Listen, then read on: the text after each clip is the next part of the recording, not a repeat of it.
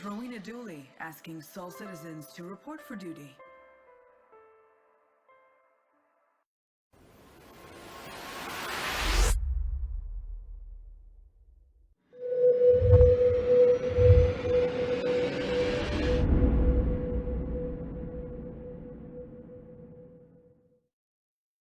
Hello, ladies and gentlemen, and welcome to the Star Citizen hangar. Now, I must confess, I am quite tired because I've been waiting up all night for this to appear, and it's took quite some effort to actually get this thing running with all the expected problems.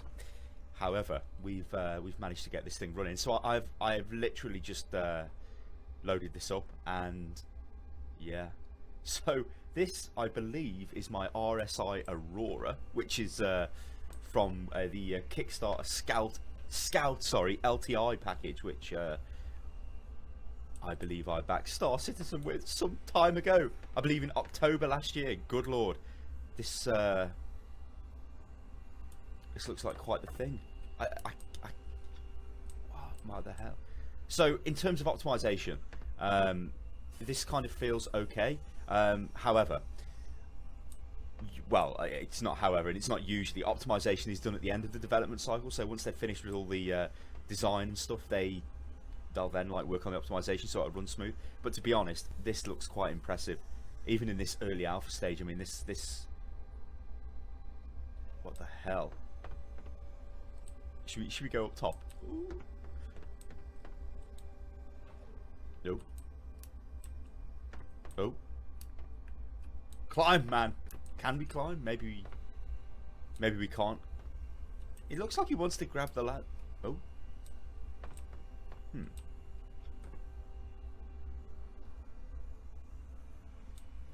Ah, there we go. I'm not. I'll be honest as well. I'm sitting here with just what the hell? Use, yes, use. Let's just say I'm sitting here in a less than fully dressed state because I'm just what the hell? I just couldn't. Oh no! Oh god. Okay, let's forget about that for a moment then. We'll check the what's this? Good lord.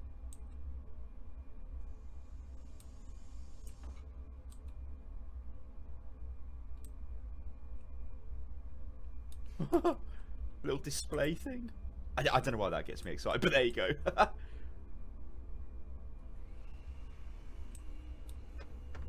This I suppose we best look at the ship anyway. This is the main thing. Now this is it's obviously a basic ship. It's not nothing super amazing. I think it's an ideal starter ship, or so they say. I don't think we can get inside it. Maybe we can. Oh my god. Oh lord. Should we find out what the options are? Eh? Let's key bindings. Let's have a look. Pause, move forward, sprint, use F. Okay. Okay. We can sprint? Yeah! Anyway, yeah, let's use F. Oh my god. Oh shit, that looked amazing. What the hell? Yeah, get in there, sucker. Oh my god. Oh my god, can I get in the seat? Oh my god, what the...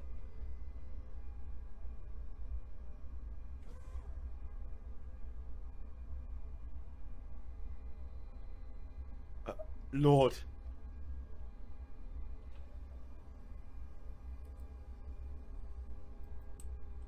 Oh, I can mess with the controls a little bit. Oh.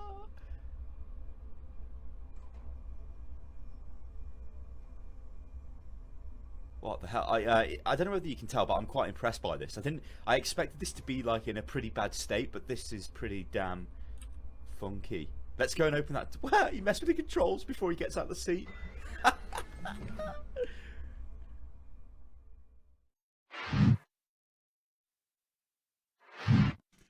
Greetings, and welcome back to the Soul Citizens. I'm GriffinGamingRPG, and yeah, we are back. Sorry it took us a little bit to get here, but we are here.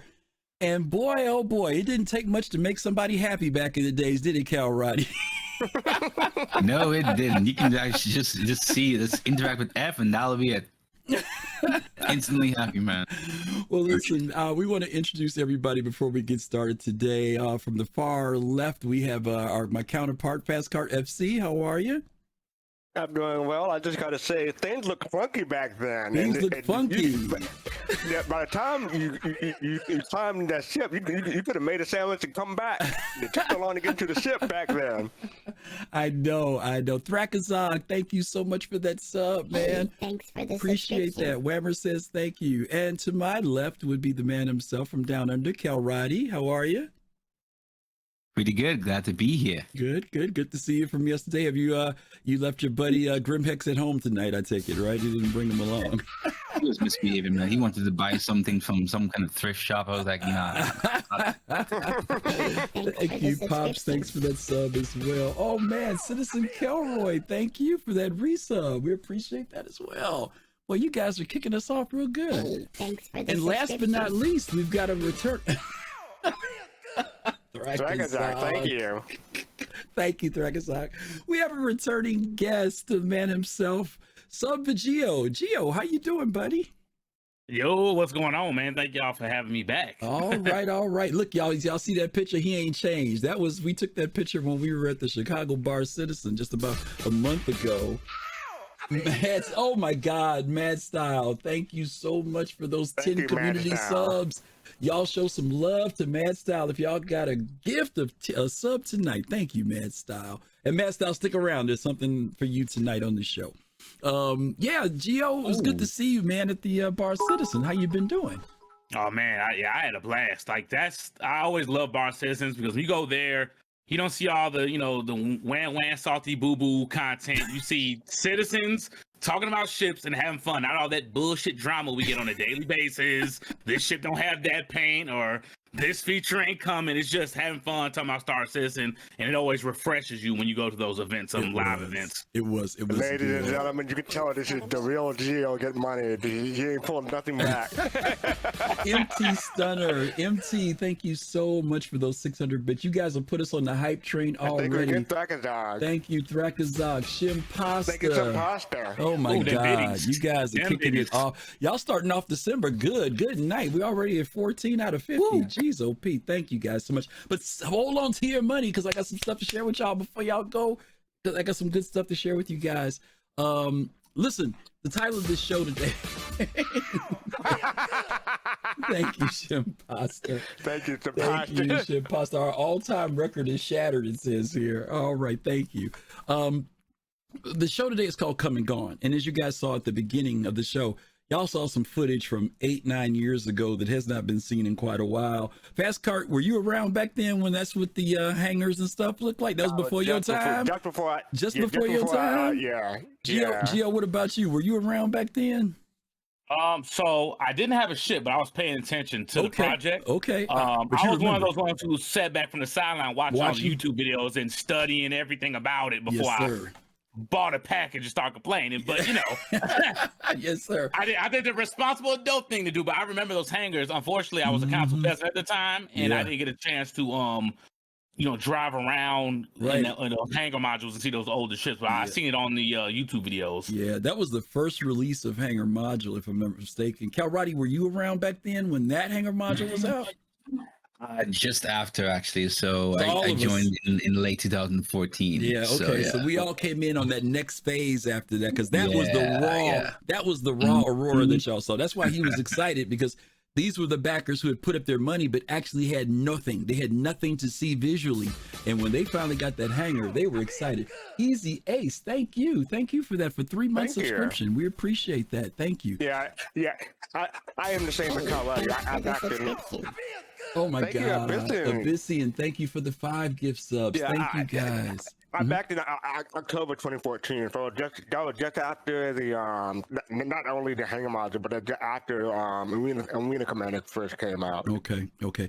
Well, what you guys saw on that video was some pretty raw footage.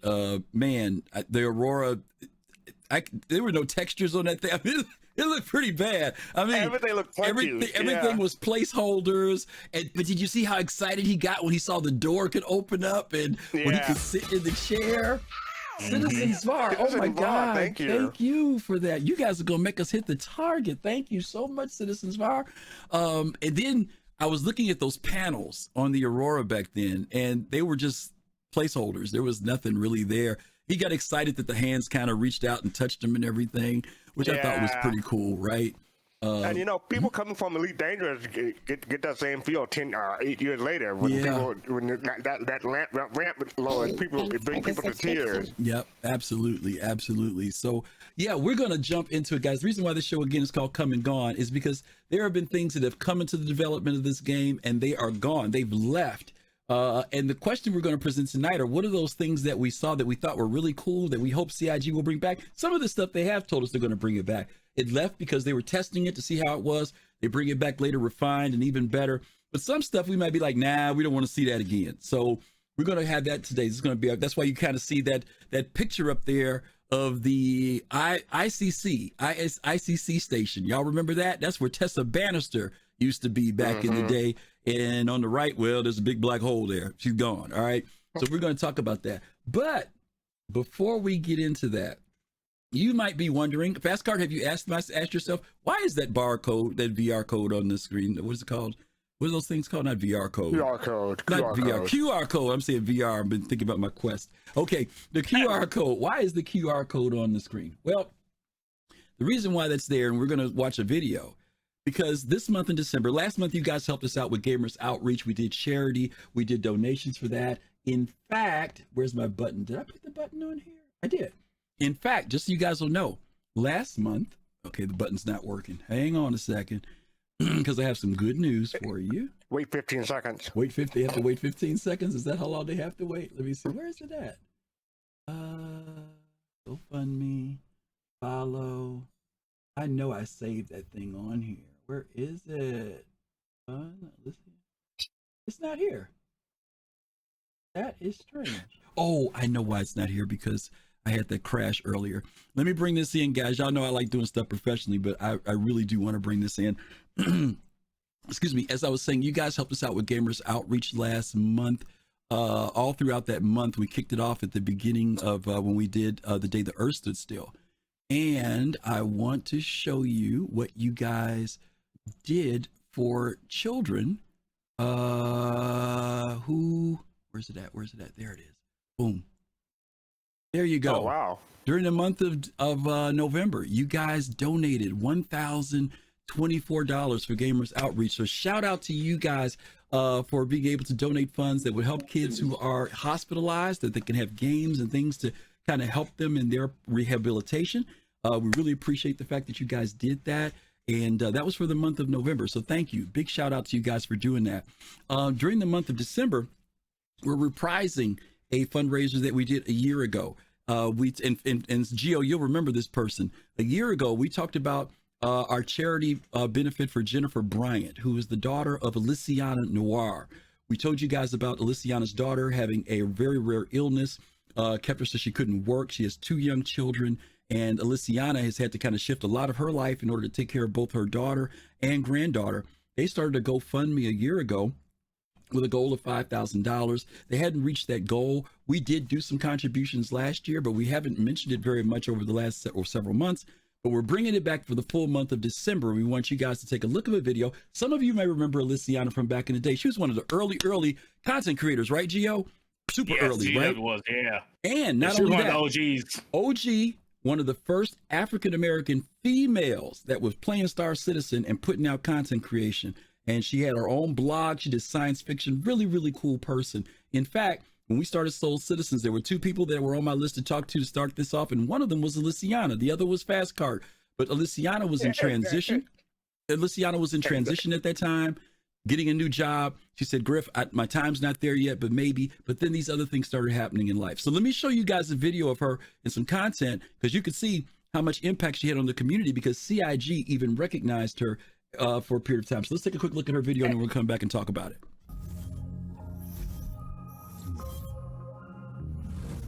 Hey everyone, and welcome to another edition of Citizen Spotlight, where we get to talk to some of the amazing content creators within the Star Citizen community. Joining me this week is YouTuber Alyciana. Hey Alyciana, thank you for joining me today. Hi Tyler, thank you for having me. You've had a gaming blog for over a decade. Why did you start making Star Citizen videos? Well, I've been gaming, primarily doing MMOs for a really long time, and I always blog about my adventures. And so I started including pictures of Star Citizen, but the scope and fidelity is really just hard to explain, I think, in words and to be captured in a still photograph. So I wanted people to really understand what I was experiencing this early in the game's development life cycle, so I wanted to include video. Can you tell the viewers what kind of content people can expect to see on your YouTube page? I primarily do two shows. One is Casual Citizen, which is ship reviews, game mechanics, talks about the content that's currently in the alpha or what's upcoming. And then I do something a little quirkier called the Star Citizen Night Bus, which is a lot of op-ed, lore, and I've recently started doing some fan fiction set in the Star Citizen universe. I'm looking forward to future episodes. One last question before we go. What is your favorite ship so far? It's going to be the ship I purchased last, which was the 890 Jump. That's an excellent choice. Thanks again for taking the time to talk to me today. Thank you for having me. That's all for Citizen Spotlight. Let's see what's going on this week in Star Citizen. Okay, I know, Gio, you were around back then when they used to do Citizen Spotlight, right? Oh yeah, definitely. Yeah.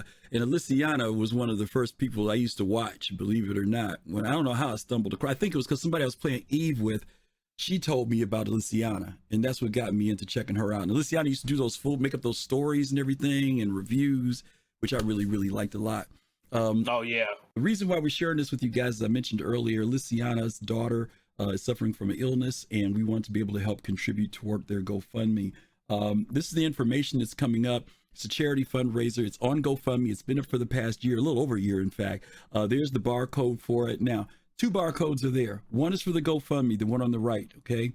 If you want to give directly to them, you can do that. If you need some incentive, the barcode on the left is tied to our merchandise store. And we created brand new mugs specifically because of this fundraiser. Each one of those mugs is represents one of the team members, a part of Soul Citizens. One of their famous quotes, like Colossal, for example, saying, flying a Drake, dying a Drake. You've got Fastcart. What's your line, Fastcart? Banu Merchant Man. All right, there you go. Banu Merchantman is on there. Abdi with that super cool. Jade's living the Levski life. All that stuff is there. You guys can support us by purchasing a mug, and any contribution, any monies that come in through that for the month of December, not just those items, anything that comes through our Streamlabs store will be donated to the GoFundMe for Jennifer Bryant. So there's the barcode. If you want to get one of the items, you could do that on the left. If you want to go directly to their GoFundMe, and you can read the details on their page, check the one on the right. And we're going to do this again at the end of the show. So you guys, don't worry about it. You will see it again when we're ready to go to that. Okay. Again, we were talking about what the theme of this show was for today. And the theme for today is this idea of come and gone. A lot of stuff has come and gone over the years. Some things are in the game that we enjoyed. They left. Some things we hated were in the game, have left. Geo's been around. Kalrati's been around. Fastcart's been around. I'm going to jar their memories a little bit. I'm sure they're going to laugh at some of the stuff that we take a look at. And hopefully those of you who've been around for a long time, you'll be able to reminisce with us, as well as those of you who are new to the game. You'll be able to see the stuff that you didn't have to go through, that we went through on your behalf, that you didn't have to deal with. Okay. So on the right, you also see the number of where Jennifer Bryant's GoFundMe is at. It's at $38.87. We want to help them reach their goal of $5,000. So whether we do it today or through the month, you guys definitely feel free. If you want to give to that versus subscribing to us, hey, we have no problem with that. But we do want to help them reach, for the holiday season especially, that goal of $5,000. Okay, I'm through talking. Y'all ready? I don't know if they're ready. They ain't ready. I'm ready now. They ain't ready. They ain't ready for none of this. Oh, Lord, he's ready. Okay, he's ready. All right, I hope y'all ready. Not even Griffey's gonna know what this is. Only the real ones know. So we broke these down into categories, right? And we started out at the beginning showing you all what the hangar module looked like, and there was an item in there that they showed in the hangar module, but it wasn't working at the time.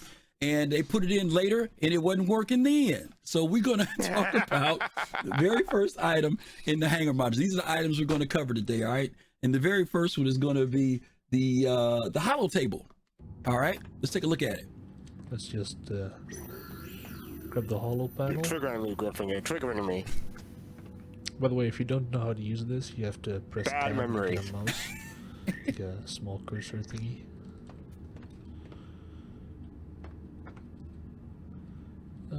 Let's see, we got the Hornet all the way down there. Now, Gio, I don't remember. When you used this, was it just to modify your ship, or you didn't call your ship up with this, did you? Or was it just that when you want to modify it? Modify. I think it was the modify.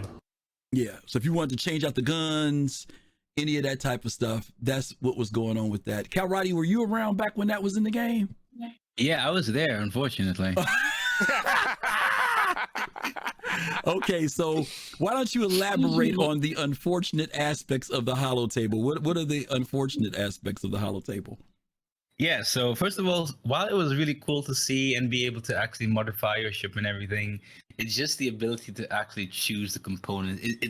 It was the UI, man. It was the ability to interact with those components and drag and drop them. Sometimes you weren't sure if you're dragging the right thing. Sometimes like the graphics will just kind of glitch out in case there was a driver issue, but it was just an interaction or lack thereof of the components. I mean, and I heard from a bunch of different people that they had their own experiences too, but I don't miss it. Okay. Right. Gio, what about you? Did you ever mess around with the hollow table? No, unfortunately, at this time, I was a console peasant, so I was just watching the videos. Lucky guy. I was jealous. Well, I ain't gonna lie. These videos actually used to get me hyped because I'm like, I never seen anything like this. Mm-hmm. So I just kept watching and watching, right? Seeing all this cool stuff that eventually made me buy a package in that 2014. But I remember watching this stuff in 2013. Okay. FC, what about you? Bad memories, man, because especially if you want to change out your ammo and stuff like that, it's like you had a pixel hunt, because you click on the wrong place, it won't work.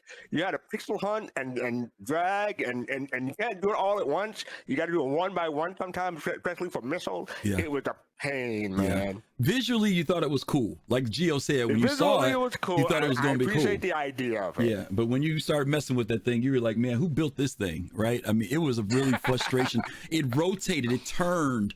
It would say weapons. What was the other things at the top? It said weapon. Well, it says it there now.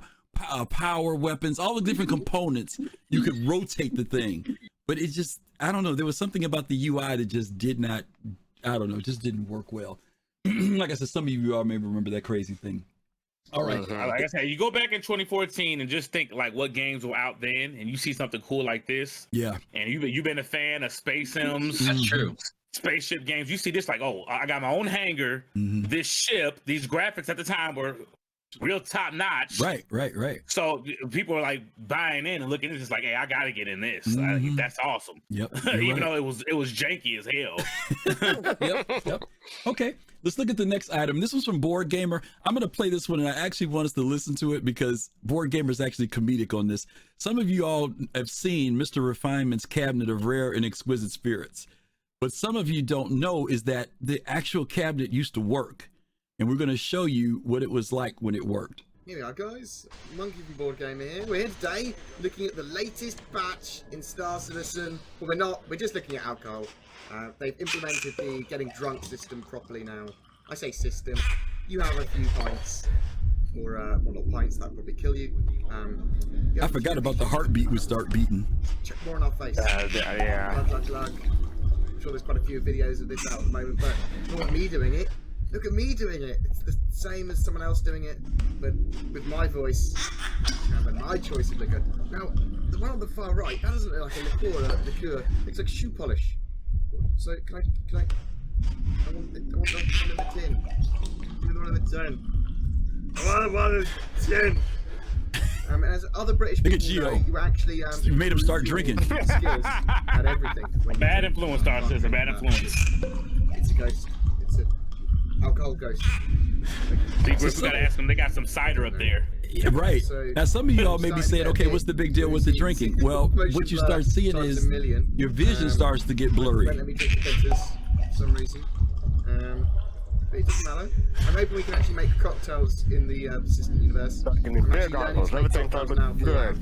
Got the oil start looking real good. I'm gonna get a That's when cocktail everything starts taster tasting the same at that point. Things across it. Turn up to LAN, literally open my case, ask for some ice behind the bar, get my ice crusher out, mix all the cocktails, put them in the cool little cocktail glasses. It's going to be amazing. It's going to be the talk of the town. Oh my god. Jesus Christ. I'm even talking about that is silly little effect, nice little flavour. The effect doesn't last for very long at all, but I mean, it's silly. I don't think I can die, but I can probably take. Oh my god, but there's a couple more. Obviously, we all know it's called a drink. Yo, don't imitate him. Don't imitate him, Yo. Oh my god, don't go to the light. Shoot the sky. That's somehow it's done. Oh my god. Sounds. Oh. Right. So now what are you gonna do? Let's have a couple more. I mean, if you can die or pass out from drinking, we're about to find out. I mean, I'm not even holding the bottle, apparently. I mean, I can't even see it, but it's in my hand anymore. Is it? Oh my Jesus Christ, that's third person view. It's amazing. You know you're drunk, you going third person. Out body experience. Yeah, that's some real drunk. That's the passenger seat. No, let's get out. Fucking hell. Okay, so you can get very, very drunk. We found out someone just in case. All he needs now to say, it's a I nice love little you, bit of flavour man. into the verse. And I'm sure they're going to have lots and lots of silly things. The I love you chats coming. Things. So what do you do now? After you drink, you do what? Can you get your pet drunk? Right. Can you CIG? Because I want that. Get your pet's drunk. Don't try it in real life, kids. Don't do this at home, folks. Drugs in real life either. It's bad. And this is cocaine. In which case, speaking of drugs. You guys remember this in the hangar used to get in the elevator? Oh my god. Yeah. Oh my god. Drove the car into the elevator. Right. Oh, I think you can go into arena. Why don't you go into a menu? Oh, no. You can go to arena commander like this. So. I think it will that is insane. My head is throbbing. I will try this on the Oculus a bit later to see if I actually feel like I'm OG Cuddy. fit. Now, yeah. he says something here that's interesting. He says, I'm going to try this with the Oculus later. Some of you guys may remember at one point, you could use the Oculus and play Star Citizen. They had a weird way that you could do it where you could be in VR in the early days. Some people still do it. There's a couple people on stream that still do that. I can't imagine getting drunk and like that in the Oculus, because that'll give you some weird motion sickness. I can't. Oh, it'll really throw you off big time. Crazy migraine. So That'd be crazy. Yeah, I remember when we and Fastcart, you've talked about this dozens of times about wishing that the hangar flare was working again, Come right? back. Yeah. I missed the hangers because like every patch, we would get a reset, and I would redecorate my hangar because that was fun for me. So I missed doing that. I would to take my ship because the hangar had good lighting, and you can get a good look at your ship and inside the hangar. So I missed that. Yeah. And you had the plant, you had the armor, you had the flares, the subscriber flares, and everything. You can set it up like you want to. That was fun for me, and I missed that. Yeah. Kalrati, go to you on this one, because you know that right now CIG's working on PES, right? The persistent entity streaming. And even when we did this, having these items was done in the hangar module, which was separate, easier to keep track of where things are placed. But when we do have these bars and stuff in the current live game, we've never really had these items sitting around until recently, right? We can get the beers and things like that. But in the early days, everything was static, right? Even now, with the new C8R, they actually put items inside of the medical cabinet now that you can grab, right? All those things, yeah. So do you think that they'll start, like on, the Phoenix or other ships, start to make these items accessible, or where you can put stuff in them now and use them? I would hope so. Hope so. As we get closer to being able to live out in the verse and promote the whole, being able to go in and kind of limit or slow down how frequent you need to actually restart at a particular home base or space station. I would assume similar to how they even did it with the Redeemer. I think, if I recall correctly, that was the first ship that they started doing it with. Where they had the drinks and everything, and they followed up with the C8R, with the C8 Pisces. I would hope that they start doing that with even with older ships. Start populating them. Considering that they started giving us those hangar flare that we can go into the VMA and edit our ships in. So even with the drinks and snacks and those things, it would be pretty nice for them to use certain item ports. So even just random placements. That they can just put those drinks in there. They're pretty cool. Yeah. Aloysius, thank you so much for that sub. Thank you. Remember you from yesterday. Thank you, Aloysius. We appreciate that. Gio, let me ask you a question, because you talked about earlier how when you saw things in the game earlier, it actually kind of hyped you up in the sense of, man, do I really want to back this game and support it? And CIG has kind of had this theme of, and I don't want to say this the wrong way, but they've had this theme of alcohol in the game, right? They've got bars, locations in the game. Some ships actually have bars on them. What do you think they could do in relation to gameplay? Because obviously it's funny to sit here and watch somebody get drunk, but the question becomes, can they maybe create something with the bars that actually in some way or other helps you as a player? And I don't know if that means you have to drink a certain drink if you get poisoned. I mean, is there something that they could do that makes this beyond just, oh, let's laugh and watch people stagger around, but actually there's a good reason to have a bar on your ship or to carry alcohol on your ship? Well, I mean, you could probably use as like cool, maybe like assassin tricks at the bar, and you're trying to take an NPC out or a bounty, sprinkle something in their drink, hanging out at the bar. But besides that, it's harder for the kind of make gameplay with drinking besides, being goofy and partying in the game. Could we do something? Maybe there's a mission where you meet somebody at a bar, you actually have to buy them a drink maybe or something like that. That could be a thing too. You buy, you get connections with a certain NPC and maybe they tell you something cool about, hey, I found there was this ship crash on such and such moon or whatever. They give you a little hint and then you can go check it out just from buying them a drink. So you can open like little gameplay missions, mini games or something like that with it. That would be cool, because I'm thinking about, like, how when we get to a certain level, I think Concierge, they give you the Radagast bottle, right? And it's like, okay, well, it's nice to have, and I probably would never open mine up. I keep it, but even so, like I said, like you said, maybe you go to a bar, maybe you buy a certain drink here, like that pink one, and if you deliver that to a certain person, it unlocks something, right? That would be actually, like you said, very cool for some type of mission added stuff. Okay. Very cool. And then like Night said, the Mixmaster's coming in. Yeah. So that's going to be a mini game in itself to make drinks and make sure they're leveled out right. You got the right alcohol, the right amount of, something to chase it with. And it's going to affect customer satisfaction. There you go. If they really like your drinks or it was just okay, too watered down. Right. Good idea. Yeah. You're going to say FC? I got one for you, girlfriend. Yeah. So when you do a VIP escort mission or you want to take a VIP from one location to another, having drinks on your ship may be beneficial. You might get a better reputation with VIP. Yeah. Very true. Very true. Even though I don't know how comfortable I am with that term VIP escort, Kalrati, if you know what I mean. But okay, yeah, okay. I mean, but you're right, fastcart. You're absolutely right. Okay. All right, let's go to the next one here, which is, here's one, the gun range. Who remembers the gun range? This is hold on, wait, real quick. One thing with the hanger before we go there. Okay. Did you guys remember how you used to be able to flex and have all your ships lined up? Oh well, we'll get to that. We'll get to that. That's coming up. That's coming up. Don't worry, it's coming up. We're gonna talk about that in a minute. I'm going too ahead of myself. Never mind. It's okay. I thought we were going through a whole other slide. That's okay. Here we go. On the holotable, as you'll know, it brings up in the game world, which is of course major cool. Now you select the gun rack the same way you do a ship.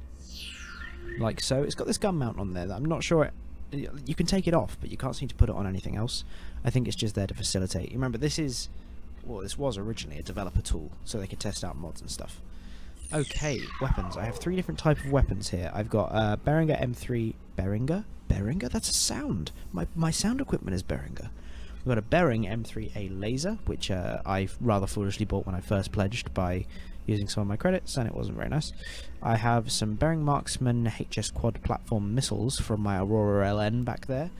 I'm not sure those fit on, but we'll check that out in a second. And I have the CF007 Bulldog Repeater, which is another gun we're going to test. But we will start off with the Bering M3A laser. Now, Scroll over to weapons up here, drag the laser or whatever weapon you're using onto the mount. As you see, it will equip on here. Now, press tab and you release and go back to walking control. Now keep in mind, the model in the game world won't change until you close the holo table by pressing F. And boom, it's there. Now, this the sound is a bit disjointed on this and it might get a bit loud, so I may not talk through this. 1 second.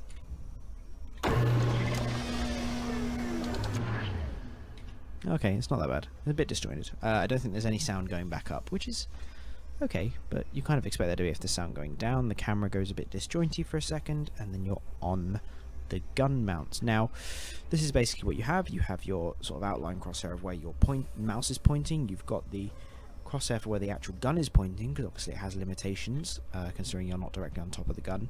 You are in fact next to it, which is okay. I guess that's how your cannons on your actual ships are going to work. Now, if I simply take these and fire. One thing I was expecting when I first picked this up was I was expecting the gun to have a little bit more kick. It doesn't actually feel like a gun at the moment. However, looking at it and the way it feels to use, it feels as if it should be in space right now. Now, notice the great sound effects on that gun, by the way. Right. Were you guys? Now they did import that into the next generation of hangars. Do you guys remember that when it was in the hangar? Did you ever use it? You never used the fastcart? I completely did not know it was there. Really? Only when it was a subsequent update that I knew it was sticking up. Yeah. Okay, so you guys only were there then probably when that hollow thing came in, the thing that you used to get into to play Arena Commander. Oh, the pod. Yeah, the pod. You all were there then, Right, but y'all weren't around when the gun used to be in the hangar. Wow. Gio, were you around when the gun was in the hangar? No, I don't think I was. Oh man, I'm the When OG was the in the gun? room. Like what year there? Yeah, you know that, Griffin. That had to be early 2014, because I remember that being in the hangar. Yeah, like I said, we are late 2014. Okay. I got my package March 2014, so maybe I just didn't even. You pay probably attention made a to monkey it. with it, yeah, because it was on the far right end of the hangar. In this hangar it was over here, but it used to be on the far right, and then they took that out and put the pod in later. Because I saw it in the holotape, but I was completely Never oblivious knew what that was. Yeah. Mm-hmm. Yep. Yeah, I did it too. Yeah, it was pretty funky. But that was the and some of you guys might remember that back at this time, people used to be this was 2014, so later. If you remember when we first started getting combat and stuff, people used to talk about how terrible the sound design was in Star Citizen compared to Elite. Because Elite did have a great sound design for their guns when you went and did dogfighting and stuff. And Star Citizen was real flat. It wasn't there yet. Now it's great, But back then it was kind of wonky. But if you notice there, all you heard was like a clicking sound. It was nothing when it came to that. But yeah, we used to have a gun range in the hangars, y'all. Back in the day, you could test out your different guns that you put on your ships. And you shoot at those Vandal targets. Okay. Here's a throwback that's not on the list for these guys, but I know this is gonna make fastcart smile. See if y'all remember this. The fish tank. Hey. Now, especially the crab. Not only was there a fish tank, y'all, there were fish. And they worked. There was a crab in there. In fact, the crab sometimes works. That crab kind of reminds you of the crab that's the pyro crab a little bit, but he's a crab, But if you could see him right there, see that little cove, that little orange thing, that crab would move around and stuff. But this used to be another thing that was really cool to have in your hangar, and you could actually, that console you see on the right, you could click on that console, and you could pick what fish you wanted to have in there. If you just want to have one type of fish, I think there were like 5 types of fish. Or if you wanted to have, it was a 7. Yeah, it might be right. You might be right. You might be right. Help the fish.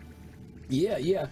Shanks, for giggles, thank you for that follow. Appreciate that. But yeah, that used to be another cool thing that was in the hangar back in the day, and they took it out. And I know we said we missed a lot of the hangar flair that was in the game. But that was definitely one of the ones that we all really, really liked, was the good old fish tank. Did you have all the fish fastcart, or did you just have some of them, or what? I had most of them, and again, I was still working on them before they took them out of the Voyager direct store. Okay, yep. So if you guys, I actually have some in my buyback, believe it or not, because I've got a set I think I've got a set in my hangar and a set in buyback. I got to go back and look. I only got 4, I think. Now we. Oh, sorry. Now we have 2 fish tanks. We got the regular one that we get from subscriber player, and we got the referral one now that's more oval shape. Oh, I haven't seen that one. Yeah. There's another one. Yep. You got 2 of them. The referral is different. The referral fish tank is different. Not the Oh. 5 referrals. You get a fish tank. I didn't know there was a different tank though. Wow. Okay. Mm-hmm. I don't have 5 referrals. Y'all. I need 5 referrals. Y'all. No. I don't think I have that. That's interesting. Hey man, I had to become my own referral to get that. Yeah, right. Yeah. I guess I know what you mean there, fastcart. Okay. All right. Cool. All right. Hey, Blue made a good point that the fish were in the April Fool's joke. They were swimming in the hangar as well. Yeah. Oh right. yeah. The one year they were. Yeah. You gotta be a real OG to remember that. That's right. That's right. I forgot all about that. That's right. Oh, God, somebody tell us to find love again and date. Somebody please kill that. I'm on it. Every week is always somebody. Always dating somebody. site. Yeah, always somebody. Okay. All right, enough of the fish tank. Let's go on and step up to the next one. You know what? We will talk about expanding ramps because I couldn't find video, Geo, but what Geo was talking about was back in the day, like most of you all know that when you go in the hangar, you spawn your ship and then you get 2 or 3 ships in there. But back in the day, if you owned 10 ships, you could call all 10 ships out. And if you called out more than 3, it would create another hangar bay.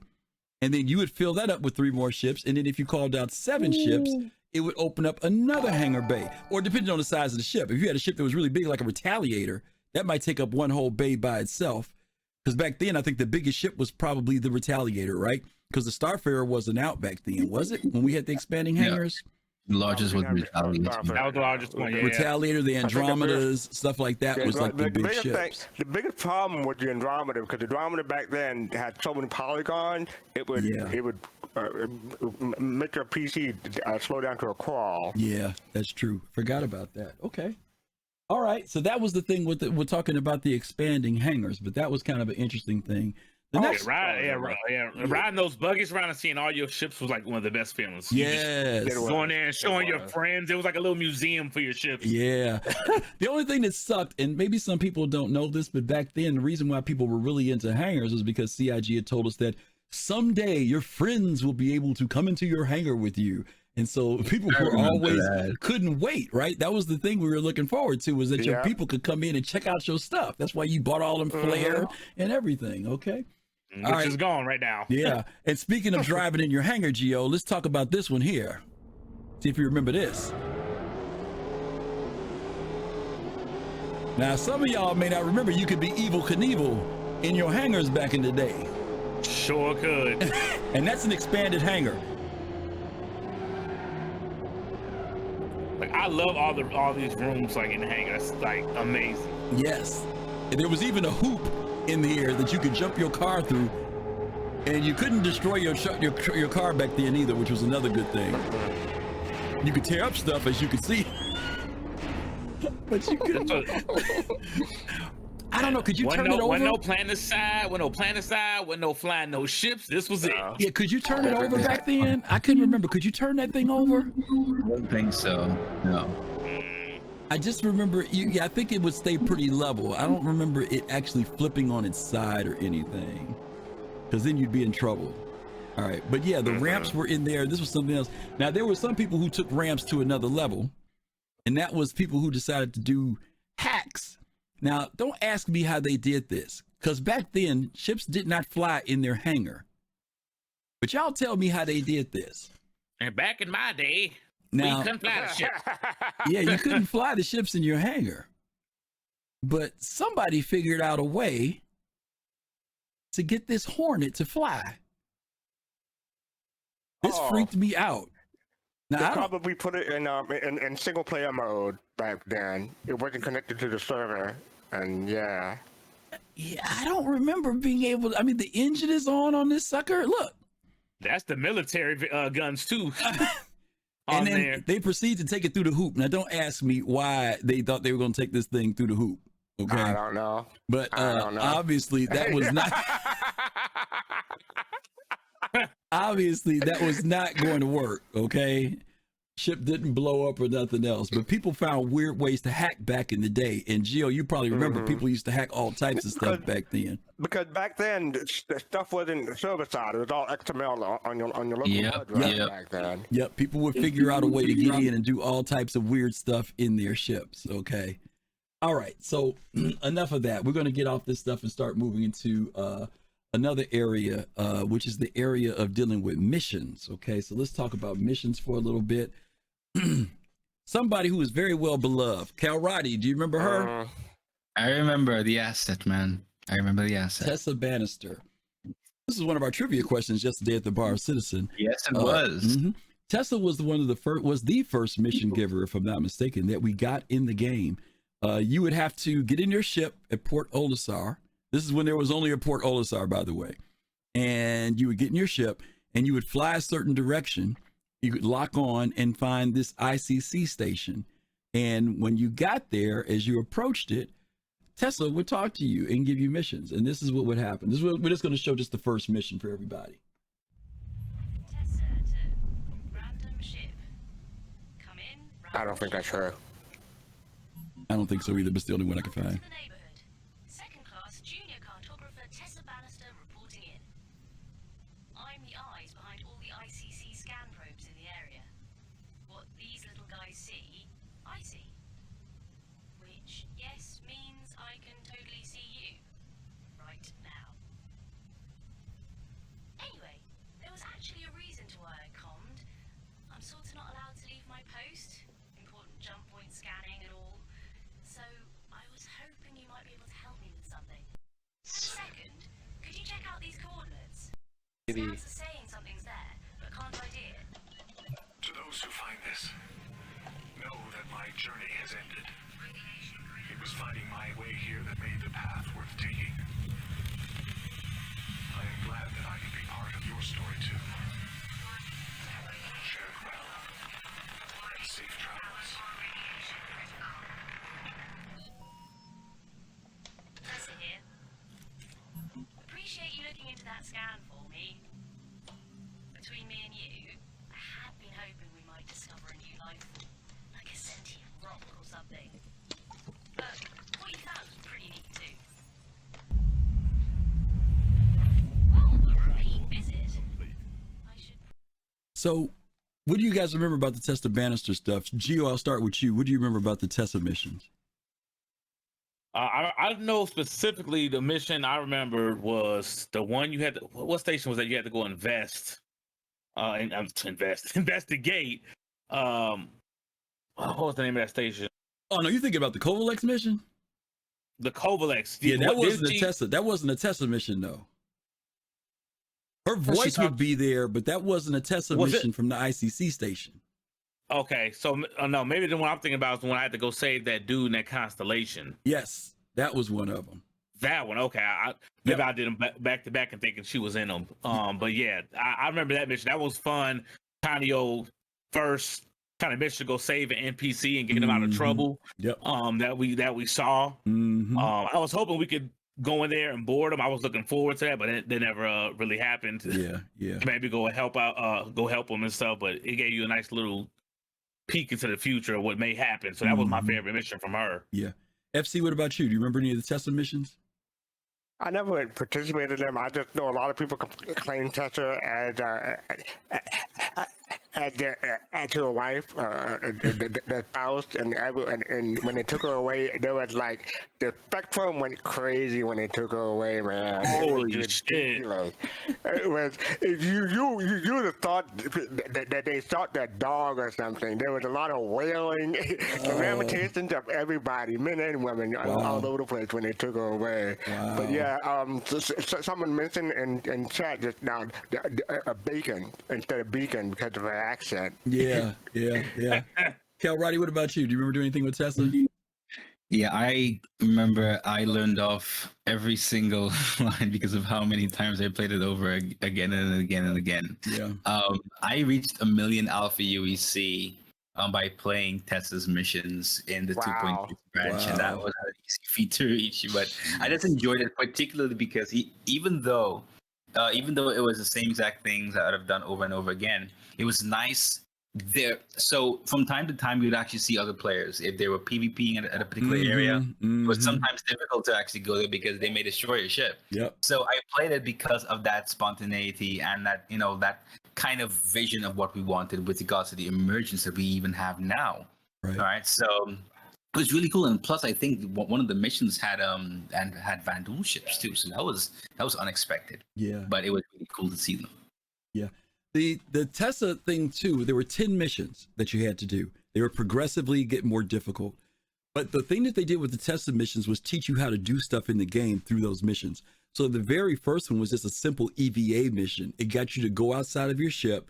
You had to navigate through some wreckage and find this black box, which is what you saw in this mission here. You'd retrieve that black box, bring it back with you, and you would get back in your ship and leave. Now that was pretty tough back then because the grids were not great in the ships. And if you had an Aurora or something, it was truly a struggle to bring that box, put it down, hope it didn't bounce around and blow you up or whatever the case may be. But those missions, ultimately, if I remember, the very last mission was it a Vandal? Yep, it was the Vandal. It was a Vandal that you had to fight at the end if you got to the last mission. And to Gio's point, the mission he talked about, you had to fly into like a little asteroid belt where that Connie was because he was asking, he had a distress call, and you had to get that guy out of there. So they would teach you different things about how to play the game through these missions. And like you said, Fastcart, there was a lot of weeping and wailing when they took this away because this is how we got what we wanted to do in the game. There was, I mean, if you wanted some missions and stuff, Tessa was that source, and that's where it all came from. Okay. All right. Everyone hypes her up, but to be honest, when she left, I didn't even notice. Maybe that's just me. Man. It's a little overhyped. I'm not gonna lie. The hype is just there. It didn't bother me, but I remember people were upset. It didn't. I was like, okay, well, they're testing. Yeah, I saw it too. I seen the assault on YouTube videos and streams. Forms. What are they doing? What are they doing? That's I think also. Yeah, what are they doing? It wasn't all that now. They're taking Tessa. All right. And we talked to Jared about Tessa a while ago on one of the bar citizens, and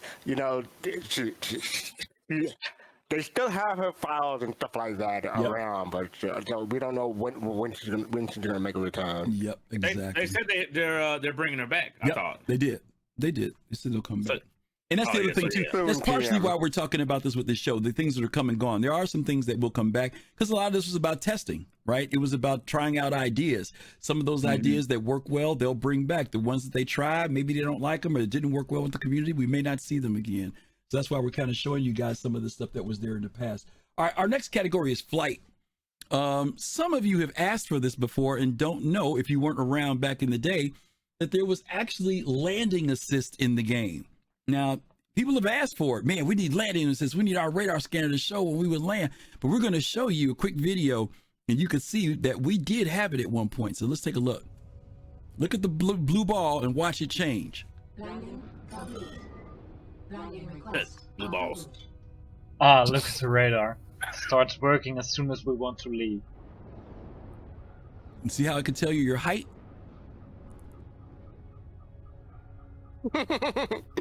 Chucky is like, why is this not back in the game?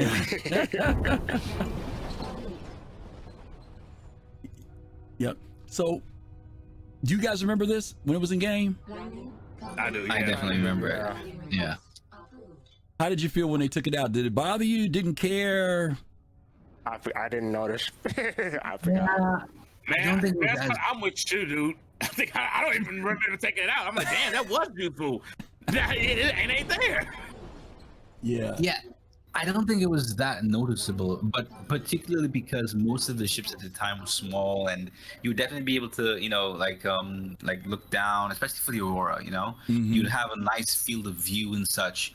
And but when the ships became much larger, that whole render to texture thing, I think, would have come in a lot more handy. Of course, they took it out because I think what they said was that A, wasn't really working or wasn't scalable, and they would have to redo patch after patch, and of course, render to texture became more and more expensive on our system. So yeah. Some folks in chat are saying some ideas, and you guys are right. We've talked about this. Colossal's mentioned this before. Someone mentioned it here. The terrain map. We need something for terrain now that we have planetary surfaces. Back then, everything was about landing on a ramp. so you didn't care about it. But now we do want a terrain map that's added to it. Someone also mentioned about the altimeter being tied to it. Yes, we do need the altimeter to work versus, mean sea level or real AGL. We do want that to be in. And we know CIG is going to put that in, but we just kind of want to let you know that there was at a certain point landing assist. And those of you who play Elite, you guys definitely familiar with the landing assist that comes in. It pops up on the ramp when you want to land. We did have it in Star Citizen at one point. Okay, but it's come and gone. Hopefully that's going to be useful to find like materials with the terrain or in the water, like you scan stuff and use that in game. Like that's going to be so clutch. Absolutely. So we already got that technology now with drones. You can fly over mountains and stuff. It scans the whole thing. Gets information how deep stuff is. So that'll be real fun gameplay in Star Citizen. Absolutely. And speaking of drones. Oh yeah, speaking of drones, repair drones. Now, some of you all might remember these, some of you may not, but right now when you land at a facility to repair your ship, you sit in the cockpit, you click on your what's this thing called? The Mobiglass, and you hear little sounds and blah, blah, blah, blah. But there was actually a cool animation. Here we go again. Somebody please block whoever that is. Jeez, it's a different person. It's a different person. Account. Okay, thank you. Yeah. All right. But so I'm on it. They're on a roll. I love you all. Yeah, they're on a roll. 69XX, baby. All right. So here we go. See if you guys remember this. All right.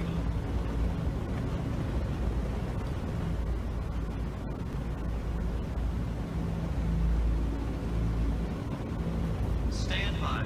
Restocking ammunition. The team at CryAstro thanks you. Hope to see you soon.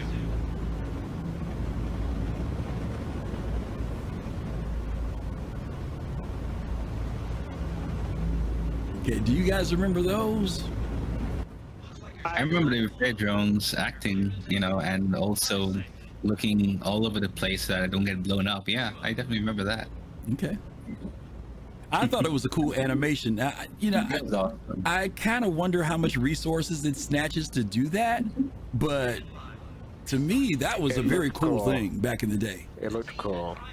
I really do hope that, given that what we saw in the ISC, where they showed, the kind of reverse mechanic for salvaging, that they actually, can bring that back and apply to something like this, so that it'll, be able to be applied. And of course, it'll be, a really cool animation, but also it'll just fit well with the whole repair kind of thing, Yeah. And by the way, not only do they repair a ship, but they rearm a ship too. Yeah, they did everything, right? And the other thing too is you can kind of see where this is going for ships like the Vulcan later on, but you'll be able to control the drones. Right now, these drones are all automated. They came out as an animation. Whatever your ship was, they would hit the certain parts of the ship. It was a very cool little thing, but it gave you a visual indicator.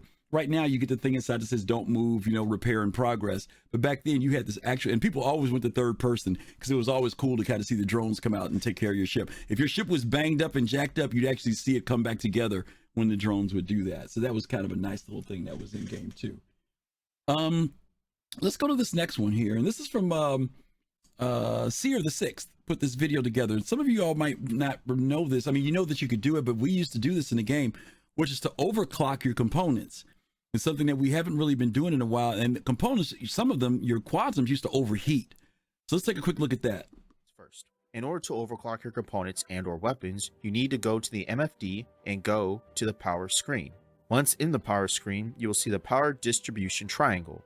If you look closely, there's an item tab, and if you click the item tab, it will show you all the components, thrusters, and weapons on your ship. If you do not know what components you have, you can go into your Mobiglass by pressing F1, then go to the bottom where the ship tab is, open this, go to the current ship you have, then move over to the system tab on the left, and the propulsion tab as well. Within these tabs, it will show you all the names of your ship components. Now, with this explained, let's start manipulating these components. Let's start with weapons first. So what happens when you overclock your weapons is that generally it increases the rate of fire, but this also means that they will overheat a lot quicker. So you need to manage the heat by bursting the weapon. Overclocking your shields will push them far past their limit and buff your shields a bit more. And overclocking your power plant will give you more available power toward the ship. But there is one important thing that I need every single one of you to listen to. If you are having issues with falling out of quantum travel because your engines are overheating, then this is for you, because I see this everywhere, all over Reddit, Spectrum, and Facebook pages for Star Citizen. In order to not fall out of quantum travel in any ship, big or small, all you need to do is underclock your quantum drive. As you can see right here, my quantum drive is at full power. I take the slider, I move it down to the minimal values possible after I am in warp. Once you do this, you will be fine. You can fly from one end of the galaxy to another end. You do not need to overclock your quantum drive because all this will do is expedite the spool time. As you can see here, my Hawk was able to fly across the galaxy and I did not fall out of warp once due to overheating. Once you start to come to the end of your quantum travel, make sure to put the values back to the maximum setting so that you do not take forever to calculate and spool the quantum drive due to leaving it at the lower power setting. This is the best way as of 3.5.1 to not fall out of warp. You do not need to put yourself in stealth mode or disable any ship systems. If this changes in 3.6, then I will keep you guys updated.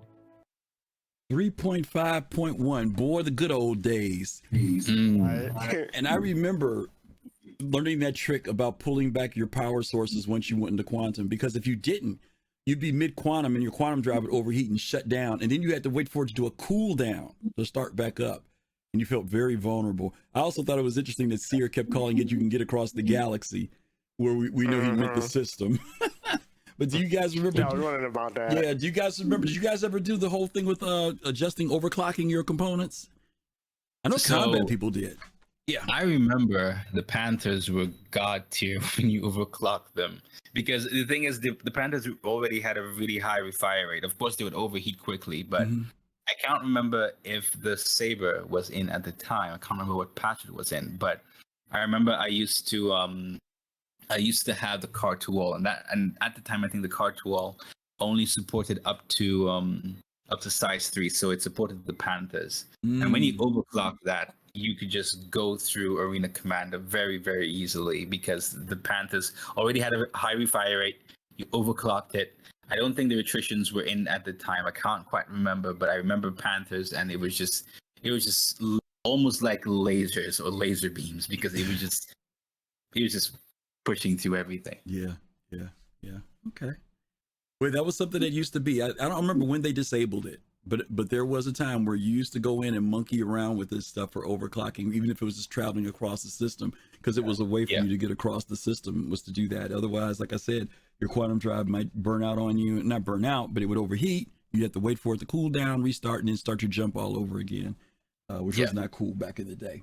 Okay. And just to address Flying Wombat's question, so you can't overclock anymore, because when they introduced Power Management V2, they said in the patch notes that they will, revise overclocking or something equivalent to it. So if it doesn't equivalently come back or something like it, something like it is going to come back to prioritize weapon power and system power. It's definitely going to come back, because they want you to have that level of control over all your components in the ship. Yeah. So absolutely. And not only that, I'm looking forward to getting Endeavor, because that's one of the things that you'll be able to do with the Trooper Collider. You'll be able to overclock your certain components in there. So, yeah. Yep. Right. Okay. All right. Let's hit this last one here. Gio, I know you just have a lot of love for this one, so let's take a look at this video.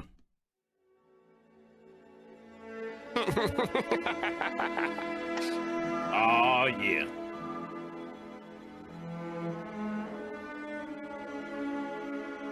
.6, good old days. Thank you, Scuba Stefan. Appreciate that follow. Thank you.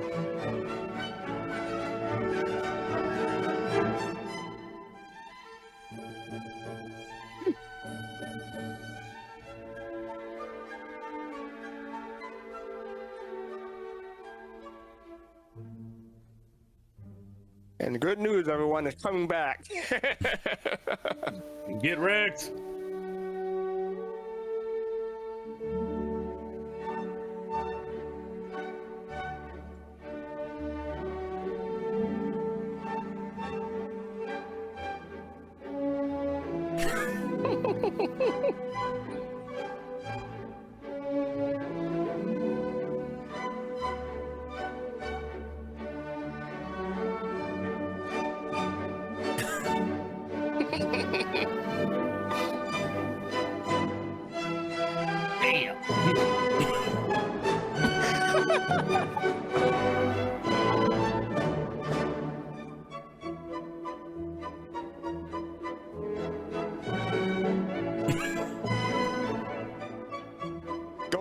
Montreal, you're drunk.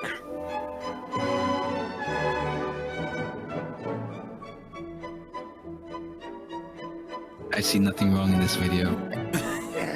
You can tell those are all hover mode instances too, because that's exactly what ships would do.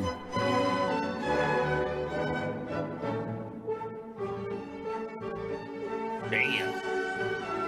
It's coming in. I ain't gonna lie, I avoided this patch, or at least flying in this patch. That's not the frog. Okay. That was me, guys. Yeah, if you guys were around back in the day of hover mode, oh my God. I don't know. Kalrati, I'll start with you. Thoughts on hover mode?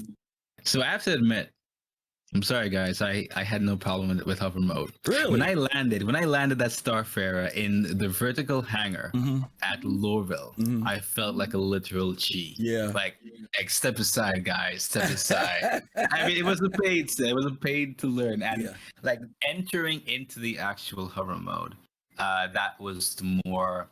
I didn't like. Okay, so admittedly, I didn't like how it was locked to that kind of thing. You know. So I wanted to have that kind of choice if I wanted to, enter hover mode. So that was my main gripe with it. But, during the whole experience, it took some practice. But, when I started practicing more, it became less of a pain, even though it was still there, vertically landing without actually using third person. But I definitely felt what a lot of people complained about. When I say complain in a healthy way. And I can definitely see why they took it out, because it was a cool feature, but yeah, I don't think it was ready. Yeah. Gio, what did you think about hover mode? Did you monkey around with it at all? Actually, I did not play this patch. Lucky man. Yeah, I missed this patch, but I remember saying I did want it to be harder atmospheric flight, because right now the flight model they have, where you can just hover around and kill everyone real easy, that has to stop with the parking. I can see how hard this can get. I never seen these parking videos, but as far as like flying, when it comes to ground battles, I want them to react more like jets nowadays. Particularly maybe like the Harrier. Or F-35. If you watch how they hover if they want to attack that way, it's very difficult for them to fly around, take out ground targets. You just can't just sit there, right? Yeah, you do have to control it still. FC, did you monkey around with hover mode? What happened was, What happened was, I watched you all and AfterPub and a whole bunch of other streamers, content creators complain so much about hover mode. Y'all just put me off of it. So I just decided I'll walk in it patch only or ride in someone else's ship. I avoided flight altogether for that patch because I didn't want to mess with it, because y'all made it scary. Yeah. Y'all made it sound scary, so no. I'm like Kalrati. It took me a while. By the time they got rid of the patch, I was comfortable with it. But it did take a lot. The learning curve on it was really rough. And there was some aviation. I mean, there was some bugginess to it, but there was some real aviation related, like flying a helicopter thing versus an aircraft that was there. And if people couldn't get those concepts completely, it would be very difficult. As you saw, most of those crashes were people just getting in and out of the hangar. I mean, it was tough. It was tough. I mean, once you were flying, no big deal. But they had it set up with some weird thing where if once the ship got to a certain height, it would kick that in. You couldn't control it. You had to do it, go in that mode no matter what. And it would be very frustrating for a lot of people. So a lot of people said good riddance to hover mode. But CIG has said, y'all, that they do want to incorporate a version of it, but better later on. So all we can say is brace yourselves for that if they decide to do that, okay? We need it for atmospheric flight. Yeah, you need something. Yeah, and they've said that they are going to do that. Like it's you said, they're now. going to incorporate weather, gravity, the gravitational effects of what, like you said, Gio, that's going to make it where you just can't sit there and, even though we know there are computers and things of that nature that would help, but they do want it to be, like anything else, a bit challenging when you're doing stuff in atmosphere. So on the ground, we want a chance. You know what I'm saying? I want to have a chance to shoot them down. Absolutely. Absolutely. You got to work for it. You mind if I add something real quick for a flight? I'll make it real quick. But the tutorial mission, There was a flight thing that came and gone that some people might have missed. You remember tutorial, the sergeant? Yeah, Gilly. You talking about Gilly? Yeah. We covered Gilly once before. Yeah, that one's come and gone. And we're going to hit some of those when we get to the end because I'm going to ask you guys if there's anything that you remember specifically. But yeah, Gilly was one of them too. I want to hit this one because this one here is stations, and these were different things that happened at stations that some of you guys may remember. One of them was at Port Olisar. When you used to log into the game, like you guys now, you log into the game, and before the persistence that we had was there, you would always wake up in your flight suit with a helmet on, you run downstairs, call up your ship, and you would go out. This is when we just had Port Olisar, and you'd go get in your ship. But then CIG, for a short period of time, made it so that when you woke up, you were in civilian clothes, and you would have to go to your locker in your room or the locker at the airlock and change your clothes, and then you would go get in your ship. And this is what would happen back then, though, if you forgot. So notice he's in civilian clothes. Now that locker on the left, that locker on the left used to work. You could click on it, it would partially open, and you would put on clothes. But in case you didn't do it, there was a locker downstairs that you could put on clothes and put your air flight suit on with. So he's gonna go downstairs. But when you wake up, you can see your bare arms, so you know you're not wearing a suit. Yep. Shit, I don't know about that, FC. Yeah, people still, they were just wanting to get to their ship. He said these boots ain't made for walking. Yeah, look at that old terminal, boy. Look at that thing. It looks so ancient now, but I'm telling y'all. Oh, it was state of the art. It was state of the art. This some shit you ain't never seen, man. It was the bomb. It was truly state of the art. Your ship is currently being delivered to the launch platform. This was kind of before, no, Elite was out probably at this time when this part module came out. But ain't that? Now there's I the don't locker. think No Man's Sky was Now out. this was the bug. He actually goes to the locker and watch. You're gonna see his clothes change. Okay. All right. And you had to do that. Oh, you see that sign though? I remember that sign. Yep. Now sometimes when it didn't work,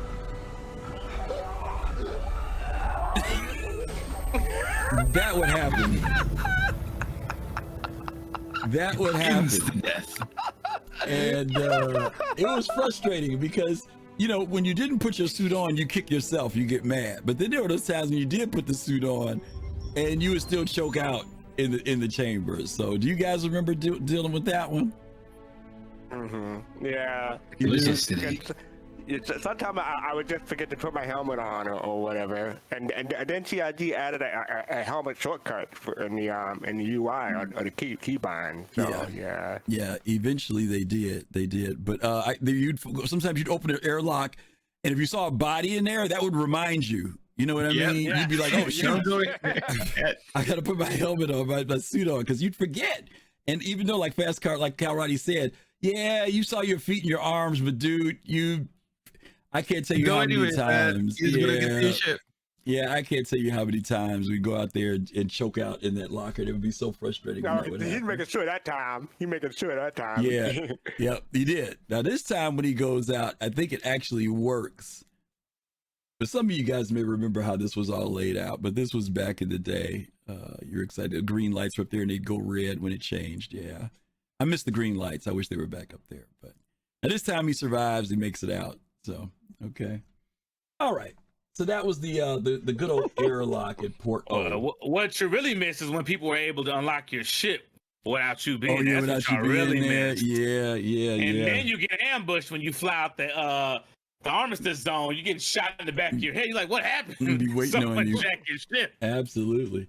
I was one of those people. I used to wait for people. I actually had fun doing that. Sorry, not sorry.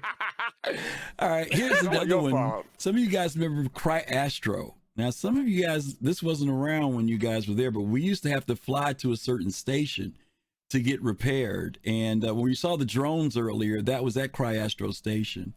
But this is it here. And this is Joe Run's video. Oh, it's Joran. AKA the ambush pit. Combat assist activated. Systems green. They had those big billboards up there, you know, when you would land that you would see. Thinks if he tries to take off. I would like to see There we commercials go. on that in the Hopefully my future. controls are working. Yeah. Usually that bug The goes away jack after you stuff take and off. whatever other ship commercials. Yes. Nice. Now, Cryastro is a fueling station in lore. It's a maintenance So here, my station. loner saber, But this is the which place that you will be I'm like if liking so you're much. wanting to get I might fuel for buy your one of these 'cause Starfarer, or when you do a it's mission and you want to badass. sell it. It really is. This would be the place where you would come to do something like that. But they let's also fly have around and take a repair look pads here at too. What CIG has done. And these giant struts.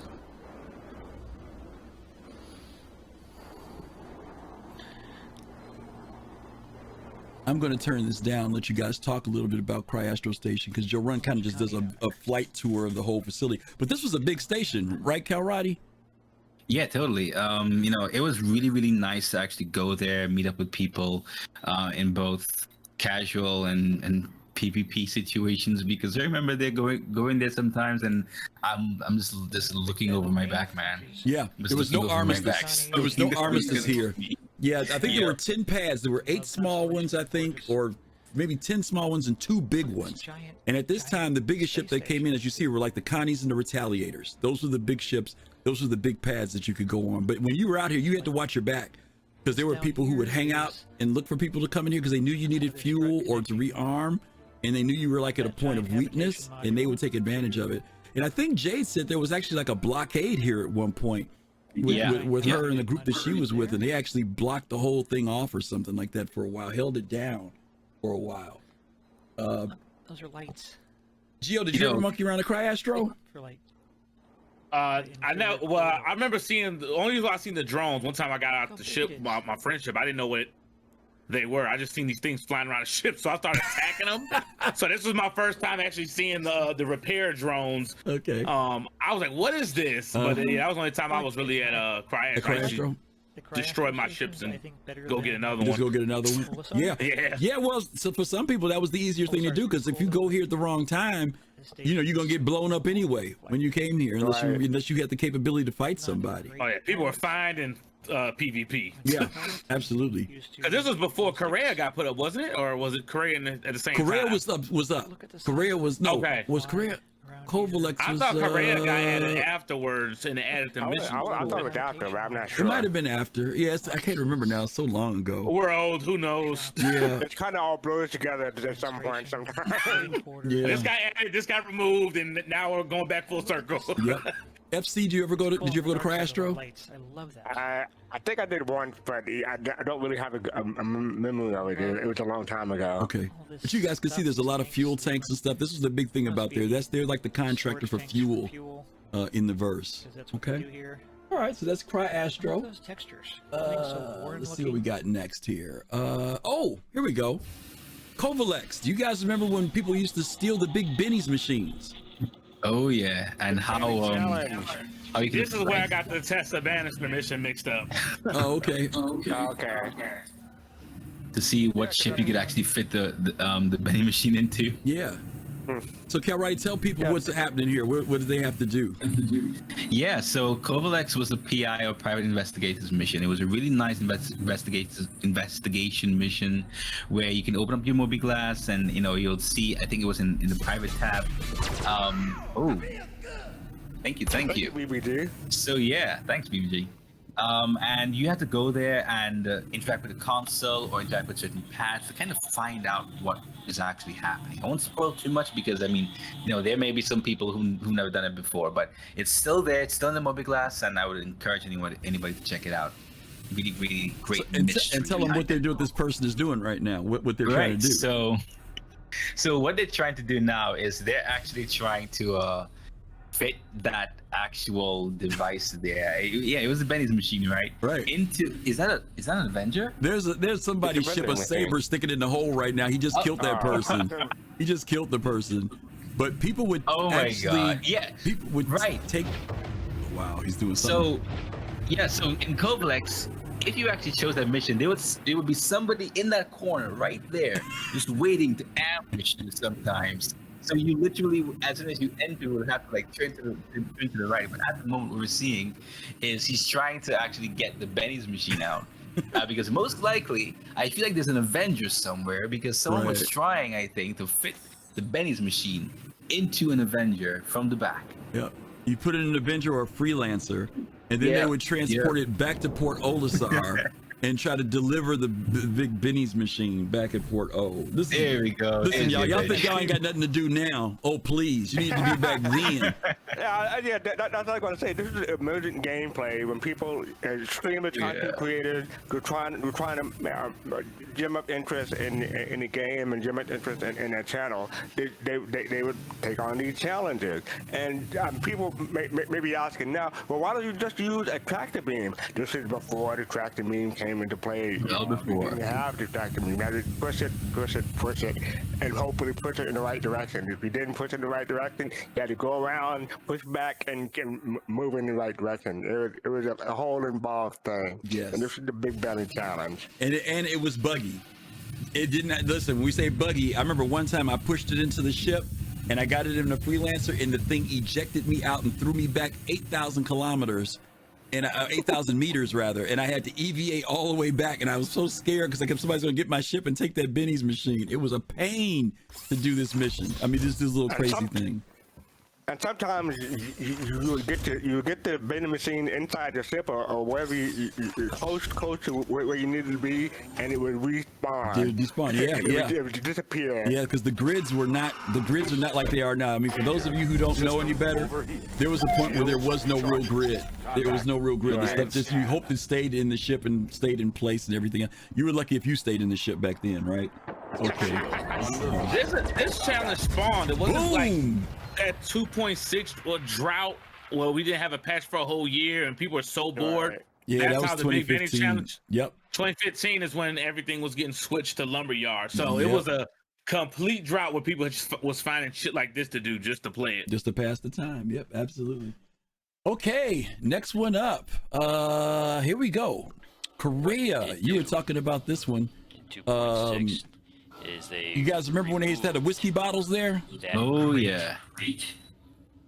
And replaced. I can't remember. Did you get paid for them? That room with You did, I think, if I recall. So if you were to choose or like collect them, you would get it like it was a mission, right? You get like $1,000 or credits or something. For it was right here. It was a mission, or you could just take them if you found them, and I think you would get paid by just taking them. Okay. Now they have some lockers, so if you time now it right, I know go this doesn't find seem like much to y'all, but trust me, back then this was exciting. You didn't know if somebody's gonna be waiting in the room for you because you'd have to wait for these bottles to respawn. It took about 10 minutes. Sometimes you won't And find people, it there. yeah, you'd make your money this way. You know, you could make. There wasn't too many ways that you could make money other than doing some type of PvE missions even back then. So There are two more you had to go through all of Korea and try to find these bottles, and they would respawn in different locations each time. There was also a weapons locker here. If you guys remember, there was spawn weapons and grenades on the second floor, which doesn't happen now. If you guys are ever in Korea, you know that's not there now, but it used to be back then. Double tap it, it'll cycle. Yeah, Space Ghost didn't get much of a makeover, but for 318, there is a complete makeover of Korea. Korea is going to be a new looking place, so get ready for it. The third location is back up here. I wonder how they could keep Korea and not keep Port Olisar, because they said Port Olisar takes too much resources, but Korea don't. Those three locations. Well, the earlier movie that was much earlier. They're gonna redo PO. Guarantee you they're gonna redo it because they're gonna they have to have some type of orbital station over Orison. You know what I mean? So they'll. They're talking about like blowing that thing up, like getting rid of it in a cool way. That ain't happening. They're gonna keep it. They don't know. Yeah, A nice little hiding space here, but they feel that people would like to see that happen as a way of updating it, but I think they're just gonna give us a more updated version. Yeah, they'll make a new one, but they're gonna ram that one into like Sun or do something cool to it, blow it up, Death Star style. I don't know. Yeah, we'll see. The problem is when you do it so people can see it. People be sleeping on the other side of the world. They'll be pissed off if they didn't see it when it happened. So I don't know. You have video. You have video of it. No, people want to witness it. People want to be there when it happens. I know. This third level. So. All right, let's hit this last one here. Grimhex PvP. Now, we want to be clear about this. When Grimhex first started, there was no armistice until you got inside the station. You had to get inside the station for armistice. Show you. And this is what people used to do. 10 minutes that I have around Grimhex. You'd be trying to get out of your ship. No armistice zone. the only armistice zone in And people Grimhex would is snipe inside before you go through the airlock. by Like where you hiding in spawn. the As soon as you asteroid. go through an airlock Shit, on I wouldn't even either do that. side, wherever you go. I would be there's behind your the door. As soon as you But have the waiting- door, my shotgun. The ballistics and He's gonna physics. do that. He's gonna go Even down there at if one it point. work, you can snipe As soon as this that guy airlock from far, opened, far away. you're like There's 4 a people delay, sometimes the just bullet waiting for travel you. time and everything. But if you Dude, I count had it their all friends in, flying you before can all really started land coming your to say, shots. "This guy out there Even shooting though us." this rifle Or is I'll for- just for camp out with maybe my ship and just make it short-range rain every time someone's ship will come. But I love it that you can still aim so far with it. And So I'm gonna speed this up a little bit because he's gonna EVA down to the It's surface. so cool to see that it all Now you would functions not only were you have to worry about people out there Even though I shooting you, gotta the people voice in their that, there's a ships would decent hover over problem still on the Grimhex PTU. and try to So blast this you guy is either a even fucking before you lousy shot, land. or I mean, it was could be tough that to get he into had some Grimhex back decent as then. well, and he saw the other And guy. sometimes I people- remember. Go ahead. I never bothered. Yeah, Firing once really you went in, behind you him a came few out, your ship meters, was he gone. didn't land one shot There was one properly. time, one patch that CIG So it could be implemented that he had just hammerheads. decent I think it was Crusader or UEE hammerheads hovering or I orbiting landed a shot on around him, but this Grimhex. is the funny part. And if you had a moved crime bit stat, forward, and then look at him now. the hammerheads he basically griefed you I guess because if you had a crime my shot stat, was fatal. spawned your ship, they would literally destroy your ship before you can make it off the pad. Wow. So we had to take it out because it would just continue to literally fire at the ship as soon as you spawned it. So they had no other choice. But I guess it was their way to kind of, I don't know, regulate Grimhex in such a way to say, hey, you're close to Crusader and there's some kind of Crusader security, you know, so the pirates don't have as much power. But it didn't really work out. I think it only lasted for one patch. Yeah. I was so lucky that nobody actually. So let me see if I can speed this up just a little bit here. And stuff like that is why I don't want to get crime stat. I'll be a goody two shoes in the game. It was crazy. It was Yeah. crazy. See, that When you guy's go to try- Pyro, that will probably happen to you. That Won't guy's be trying no to run caravan inside. zones. Yeah, that guy's trying to run inside. But here comes the money shot now. So, like, didn't they like a patch last year that said they were supposed to get rid of the armistice zones, but they're still there somehow, right? Eventually, they want to. Yes. I thought there was a patch last year that was supposed to get rid of that, and somehow it was still there. I'm like, what? Got my legs. Okay, I'm good. I think by the time Pyro comes, they're probably gonna get rid of it. Now you just have to go through all this here and hope you didn't get killed on your way trying to get inside. He's trying to hunt this guy down. But anyway, that was Grimhex back in the day, gang. Very dangerous, very difficult to get into. There were alternative entrances to get into Grimhex that people would use from time to time. Oh, them secret exits too. Yeah. Yes, on the side. that was another way to get in. But trying to come in on the landing pads was definitely a kick in the head back in the day. I do have to say that out of the adversities, this is where Grimhex Brethren was born. Oh, really? Okay, cool. All right, so that is it for these stations. Let's go back into some of the things that we were talking about, hover mode being a pain in the butt. I want to know what you guys' feelings was when it came down to landing splines and takeoff splines. Some of you all may or may not remember these, the splines. When you wanted to land or when you wanted to take off, when you asked for permission, you would have to follow a certain path. You had to navigate the path. There are the splines right there. It's above you to the left. Thank you. And please visit again. What happened if you didn't go through the splines? I don't remember now.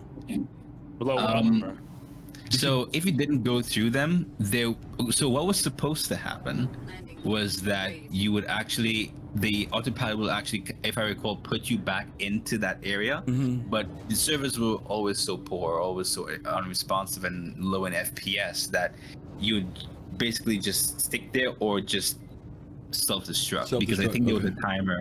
Yeah. Okay. So I know was it a would messy warn you. situation. I know it would warn you if you started getting out of it, but I it never would. pushed it. I always make sure I flew in and out of there the right way.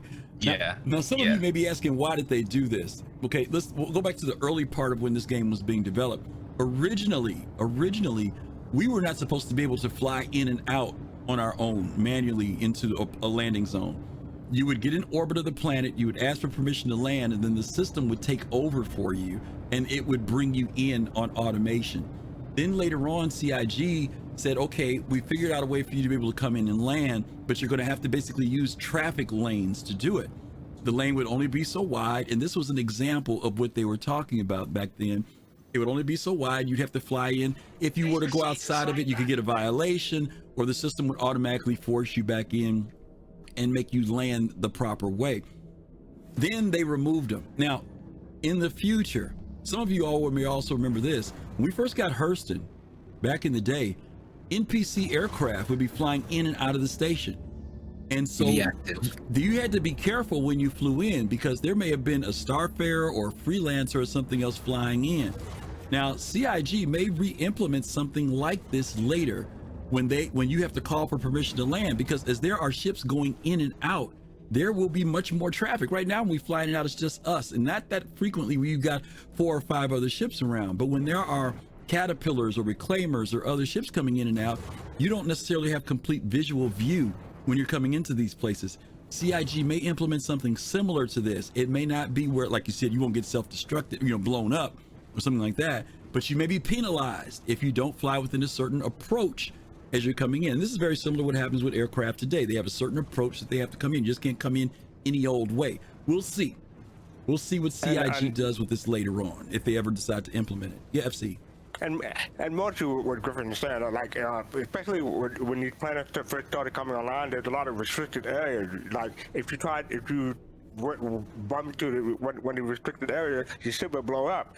So, like you said, you want to use these base lanes if possible, or just don't get too close to one of those restricted areas. I was always okay with the idea of flying. I don't get the pushback on them and stuff that a lot of people seem to have. Yeah, I mean maybe because the reason for having it isn't there, right? People like the freedom of being able to fly in any direction, and that's fine. I get it. You know what I mean? But later on, when there's traffic, if you're carrying $1 million worth of cargo, and because you didn't see a certain ship below you or above you or next to you, you'll be happy to have these splines if it means it's going to control traffic. Now, I'm going to ask Geo and Kalrati this question. In Elite, if you don't follow the guidelines, you get blown out of the sky, right? When you go into a station, you literally get blown up. Do you think that that's something that they should implement? Because we know they're removing those restricted areas, like fastcart said, over the cities. Should they have something that says if you get too close to these buildings, some laser comes out and blows you up so that you don't act a fool in town?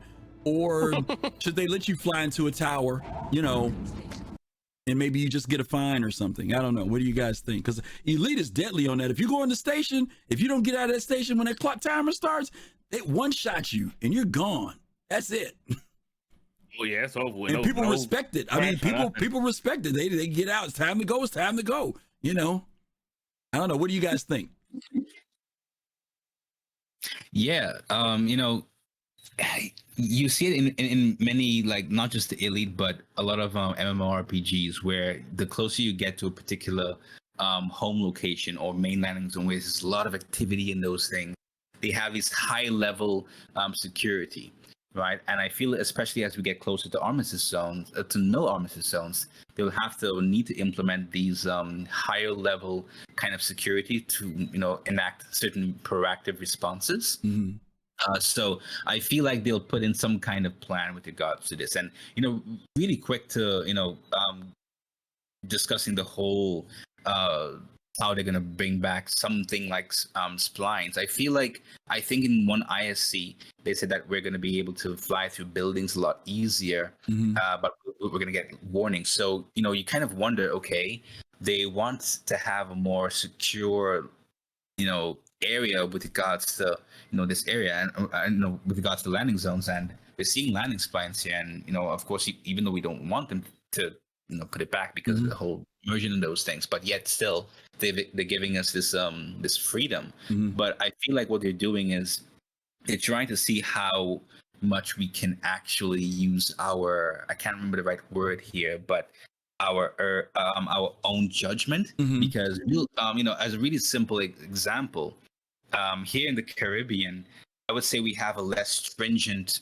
traffic system compared to a more developed country. But people use their discretion. That's the word I wanted to use. To actually kind of, sometimes if you see this person coming here, okay, you can let them pass. We have the traffic systems, of course, but arguably we have a better sense of discretion with regards to a traffic system, right? So maybe they're kind of doing this to get or gauge how much of the kind of design they need to actually bring back or implement. If it's the same landing splines, if there's a lot of activity, or something else that will kind of balance between our discretion, as well as a system that will work with, a period of high activity around planets. Okay. All right. Cool. Well, I would actually like to see the NPCs chase us down and react to what we do. Because I look at it like this: if you had a boat, you're not gonna go 80 miles an hour in the goddamn dock zone. Some of you pilots need to be more aware. You're coming in the station like, oh, I crashed, I had a cargo. Why were you coming in there flying? Gio, you won't go 80 miles an hour. I will. So go ahead. Hey, and you're doing that in the dock zone or a wake zone, you're gonna wreck your boat. See, but I want more consequences from the NPCs. Chase us down. If we land our planes, security's always in the hangar with guns, guard the hangar. When we get out, hey, hands up. It's either fight or flight. You're gonna run or fight. I think that type of stuff would be cool for people who want to be reckless. Maybe first you get fines, but then you land, come to that planet. You're getting locked up right away. Or you're going to be in a shootout like you're in Grand Theft Auto. The choice is yours. And also, I would like that the system. I think the spline system would help. If it's not like mandatory, more of an assist. Like when you back in with your car with these newer cars, you got like the little spline, a little whatever that thing that helps you park in a spot. Right. And it kind of is like an algorithm, or you're seeing you turn and kind of calculating, hey, how much you need to turn, how hard you need to turn to get back into that parking spot. I think we could see a system like that with this, kind of giving you a clear way, predicting some of the ship paths that are coming in and out, and get you to a nice safe zone. And you could use that as a little assist more than hey, this is a rail that you have to follow, or you're going to blow up. Yeah, I like that. I like that idea a lot. The NPC side of it, I like a lot. If they showed up and reinforced it, I like that a lot. Okay. Oh, instead of just like one-shotting, because that's right. That's no fun, Right. Okay. All right. Okay. Let's get on past that one then, and we're gonna go from Hurston to ArcCorp. And man, this one will bring back some memories. Gray Cats, man. Back when the social module first came out, guys. If you remember, we talked about a hangar module. This is before we got the verse, right? We had a hangar module. You go to the menu, you say go to the hangar. Then you can say I want to go to Area 18. And that was ArcCorp. This is before we had the planet. And this is what you would see when you would go to Area 18.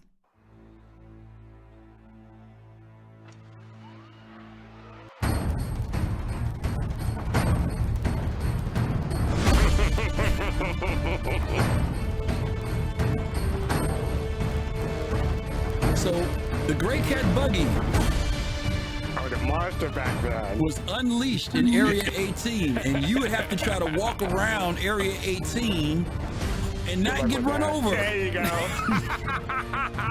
There would be people. Sometimes you would actually just walk in and then you would see like fire, Great Cat buggy on fire. There would be chaos everywhere. People were just gonna be running around trying to dodge. It was, you'll see a couple of buggies in there that are on fire. That's because you could damage the buggy. But these people were merciless. By the way, Gio has a video of himself running people down. But I wanted to show this one just because it had the dramatic music in it. Yeah, this was probably the most fun I had in the city interacting. I'm not gonna lie, I had a blast. And like I said, it comes back to we want consequences. I'm riding around acting a fool on my PTV, lock my ass up. I want some jails in here next to the hospital or something. You guys gotta come bail me out. I get locked up or I get shot up in the hospital for acting crazy like in Grand Theft Auto. I think that'd be cool. Because right now these cities are just real dead. Everyone's standing up on chairs and doing the T-pose. I want NPCs to react. So as you guys could see, again, I told you, you guys think there was nothing to do now in the game. You needed to be around back then. This was the entertainment back at that time. And people literally spent, Gio, no joke, right? Spent hours hanging out here just to mow people down that would come out of the social module. And there was one entrance that you came out of, and you'd always learn to look to your left and right before you came out of that doorway, or else you would get clobbered by a vehicle. So yeah, this was the excitement in our corp. I think it's important to know that this is called a social module because like I said before, CIG wanted people to visit other people's hangars, but this is the next best thing. Instead of people visiting other people's hangars, everyone came out of the hangars into a common area, and this is that area. Yes. Martin Miggs, thank you so much for that follow. And yeah, you've got some people here. Envoy says, I was really questioning my pledges during this phase of the development. So yeah, that was, I could understand that. I just want to say, like, the social module, the CitizenCon 2014, that's what got me to pledge, because I saw the demo of it, and that's when I pledged. So this was a fruition, almost a dream come true when I think the social module came online. Yeah, great. Yeah, I was having a blast with it. I was like, oh, we're getting closer to it. I thought NPCs and us killing each other in towns and stuff was going to happen. So I thought we were getting closer to that, but it didn't happen yet. Okay. Let's talk about another thing that happened in Area 18, and that was the glitch to get onto the landing pad. I don't know if you guys remember, we couldn't go everywhere in the game back then, and there was a landing pad. As soon as you logged in to your left, look out these doors, and you saw this constellation sitting out there, and we were like, man, I really wish I could go out there and see this constellation. Well, there was a way to do it. You could glitch through a wall or jump over this other wall that was on a dumpster if you knew how to do it. And you could finally get out on this landing pad, and your reward was to get to see the behind the scenes of what the game looked like from the other direction. And then you realized that there was a lot of stuff in the game that was not there. There was a lot of visuals that were not in the game that should have been there for you to see. And can I just mention, it looks herky or jerky right now. That's not Griffin's machine. This is like the top end machine back then had trouble playing Star Citizen. So some of them still do. But this is like, yeah. And you see the NPCs carrying boxes out onto the ramp. I mean, that was like a cool animation, but you saw it from a distance. But if you were lucky enough to glitch through, you could get down on this ramp and watch them move boxes that disappear once they put them down. Because from this view, you're seeing the back of the Andromeda. As you notice, he's running through it now. There's no collision there because you're seeing it from the opposite side. Did you ever get down there, Kalrati? Did you ever glitch down to the ramp? I tried so many times. I just couldn't. You never got down there, huh? Okay. No, I didn't. No. Oh, Gio, did you get down there? Oh, I definitely glitched because like I said, I want to get the reactions out to NPCs. Yeah. And mess with them, see what they would do. But yeah, I was amazed and got to see the cargo moving. So I'm like, oh, we're going to be doing this soon, but still not there yet quite. Yeah. Chooch, thank you for the 500 bits. Thank you so much for that. Thank you. Yeah, FC, did you ever try to glitch down there?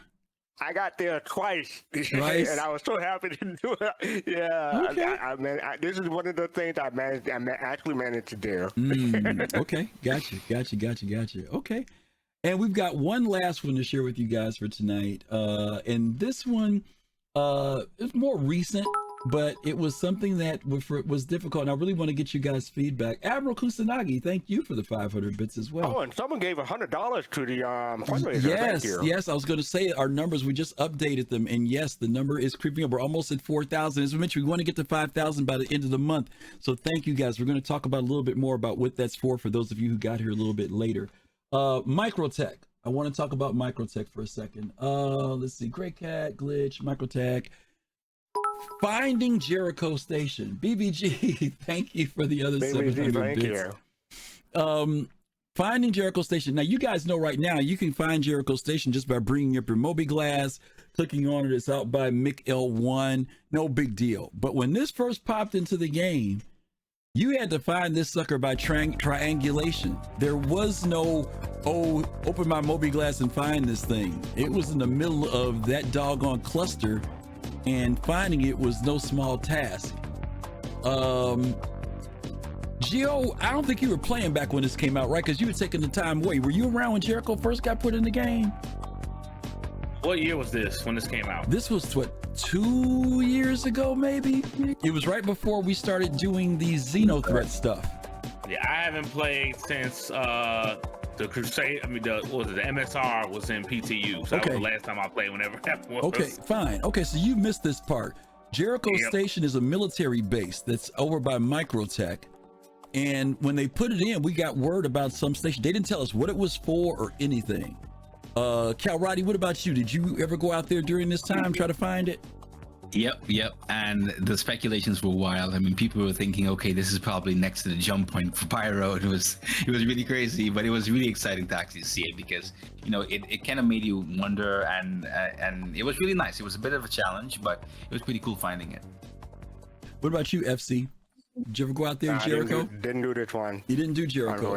Okay. No. Well, Jericho Station is now used in Xenothreat, right? When we use it now, is it Xenothreat? Yeah. What happens there now, Geo and fastcart, is there's a javelin that actually comes and parks there that loads up with supplies, and you have to defend it and protect it while that's taking place. But that's become a popular place now when we have our events in the game. And I remember this because everything was so static when you went there. There were people standing behind these consoles and like, what is this place? What's going to go on? You could land there and stuff, but there was nothing going on. But finding it was ultra rewarding because you literally had to triangulate, you know, fly to this certain point, be at this certain point over one of the moons of Microtech, and then turn a certain angle. And it was crazy trying to find us. And sometimes you would hope that there was somebody else there or somebody in your group, and you would jump to them to get there. I have news for you. You no longer have to triangulate now because Dark Knight just gave you the directing in Twitch chat. Oh, there you go. Thank you. He found it. He still has his notes. Yeah. There you go, Dark Knight. Those are the notes for it. How to get there. Echo Tom and Husker Doo. Thank you guys. Thank you guys for the follows. We appreciate that. All righty. Yeah, Jericho Station. That was the last of them. You know, I want to go back to something that started earlier. I know fastcart, you mentioned something, and so did Geo. What's something that you do remember? Is there anything else that has come and gone from back in the day that you guys, you know, remember from earlier times? If you don't have anything, that's fine. I'm just curious if there's something that we didn't cover today that you think would have been like a come and gone. Levski. Go first, Levski, yes. Levski has come and gone, but we know that's coming back, right? We know that's going to come back, right? But yeah, people were kind of brokenhearted when Levski left because for some people that was their base. That's where they like to operate out of, right? Lagski. Yeah, they didn't worry about that. Yeah, Lagski, right? When it first came out, it was horrible going there. FC, what about you? Did you have anything? I have a list. It's only going to take 30 seconds if that. But you know, stretch goals. You had stretch goals on your fundraising page. People, those they went up to 65 million, and then they stopped. So, but you know, they're still trying to fulfill some of them. Ship shape. I love ship shape. I know we're supposed to be talking about games, yeah, right, but man? you get into the shows now. Yeah, we're talking about in-game. Yeah, we want to go in-game stuff. In-game stuff. All right, hold on. You're reminiscing now. We wanted to talk about stuff that was in the game. Okay. Well, I do have to say I do two more things. Okay. The $0 CCU. I know that's not gameplay, but I do miss those. A lot of people miss the $0 CCU. But spawning a Starfare and making a server crash, that is the gameplay. Oh, yeah. Some of you guys don't know. You used to start a Starfare up, and you felt it through the whole verse. Everywhere, no matter where you were, the sucker came to either some serious lag or it just crashed. Oh yeah, you was getting cursed out for bringing that out too. Yeah, for real. Everybody want to kill you. Like, yeah, blow it up. Yep, because you knew when a Starfare got spawned into the game. Absolutely, which is now we don't even think about it, right? But back then, you're right, FC, that was one. Kalrati, what about you? Is there anything you remember back in the day that's gonna kind of come and gone?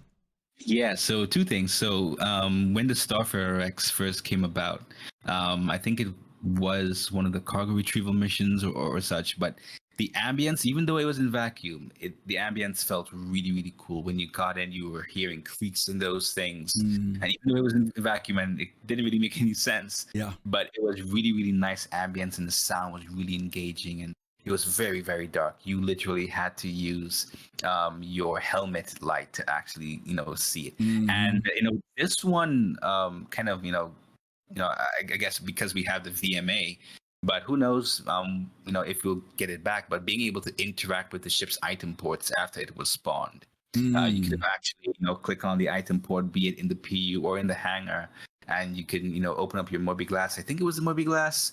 And you'll have a list of all the weapons or something along those lines, and you can choose the weapon to actually attach to it. It was pretty cool. But yeah, and of course that we had the when you could have clicked on the whole armor platform thing, and you could actually just change your armor. That was an interesting Oh introduction. yeah, I forgot about that. That's right, in the hangar. Yeah. They had a mannequin that was on a circular platform that would turn real slow. Forgot about that. Yeah. And you could click on that, and it was like 2 flight suits in the game. You had one that was one color, one was another. And if you didn't like one, you could click on and it would change your clothes. I forgot about that. Yeah, the mannequin in the hangar back in the day. That only lasted like one patch, I think, or something like that. Yeah, it didn't last long. Yeah. That was it. I lost mine. Mine just flew out of my head when you said that, because I had something that I was going to say that I wish was in the game still. If it comes back to me, I'll mention it. We do have some questions here, so let me hit a couple of those. Lefty asked a question from the panelists, and this is outside of the context what we're talking about, but it is a good relevant question. He says, what is your best guess that you think 318 will go PTU Wave 1? Do you guys think it will go Wave 1 prior to the holiday break? Or do you have a certain day? Do you think next week after next? What are your thoughts? Just give me a wild guess. My guess is they're going to do what they do every year. Right at the last week of, or before Christmas, release it in PTU, let us test it, and then they're going to come back and release it after they do a couple little patches before they release it live in January. That's my guess. Okay, so you think it'll go live January, but PTU before Christmas, before the holiday? Yeah, right before holiday, right before they go on break. Okay, Kalrati, wildest guess, and I know you're just giving me a wild guess, so what's your wildest guess? I say we go back to tradition, man. Just release it live before Christmas and let everybody suffer. Yeah, okay. Yeah. FC, what about you, FC? I'm just going to go by what Jared Huckabee said. He said December 8th. No, I'm kidding. I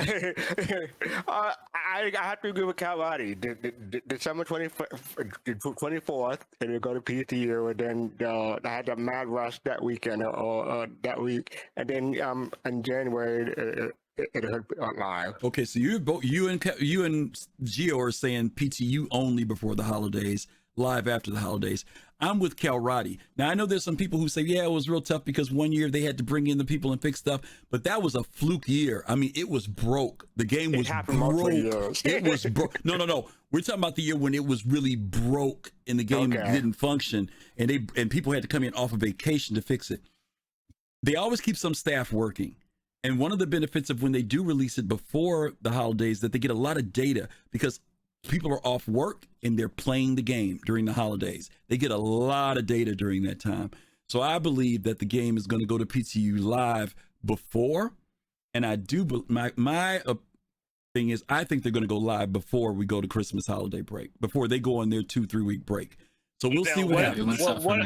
What if it's a fucked up patch though? Now, So mind you, if it's broke, they won't do it because they got burned last time. But what I'm saying is any patch is not going to be 100% when it first comes out, when it goes live. But is it playable? Is it something that we're willing to live with because of all the good stuff in it? Will the community say, yeah, we know it's broke, but we're having a good time? If the patch is in that state, they'll do it beforehand. But if it's busted, like you said, Gio, if it's busted, it'll wait till afterward. It'll just stay in PTU. And that'll be it. And you know what they may do? They burn themselves, and then they always do it again. Well, you know what they may do? They may just do 100% PTU, but not live. So they may go beyond Wave 1. That gives them the excuse to say it's in PTU. You know what I mean? And it can stay in PTU. We got one more question. And guys, I got to wrap it up a little bit early because we're running late. We're 20 minutes behind.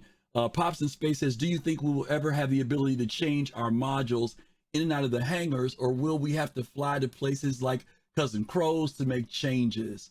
What do you guys think? Do you think that when you want to change a module in your ship, it'll be done like at the terminal in your hangar, or will you actually have to go to, so like, let's say you've got a let's say you got a Caterpillar, you want to put in your medical module and your repair module.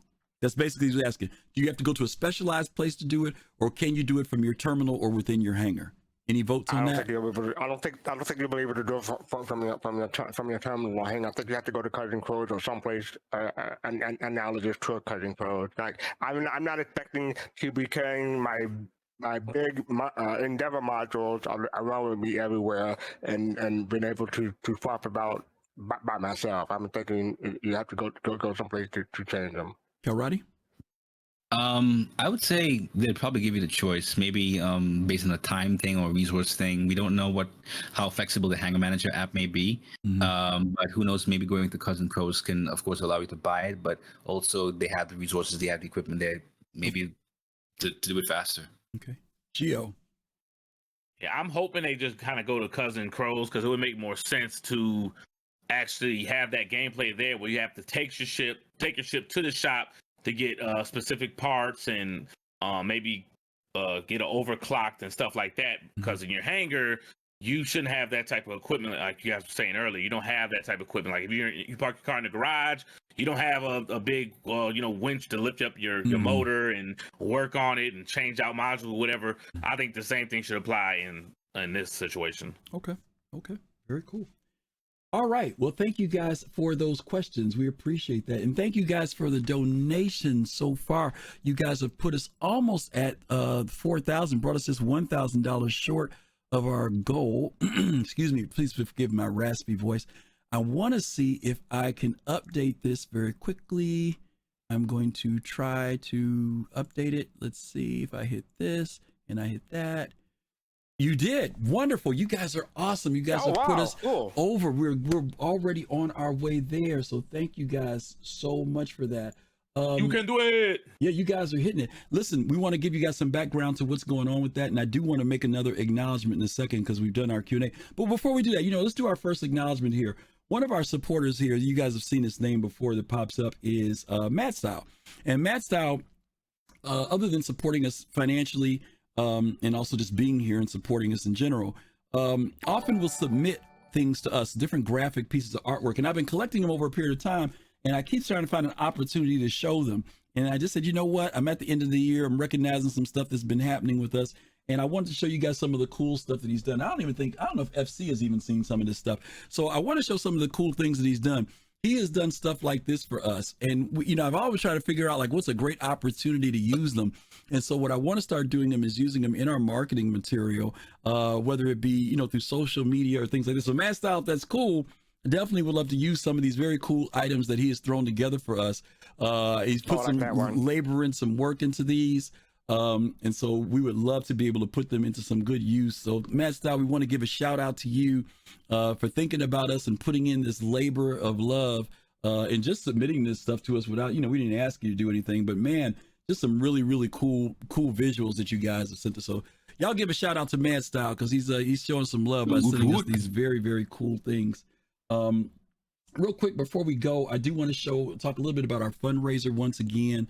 We talked about that this is based around helping one of our original content creators, Elysiana Noir. We're going to show her video one more time so you guys can see it.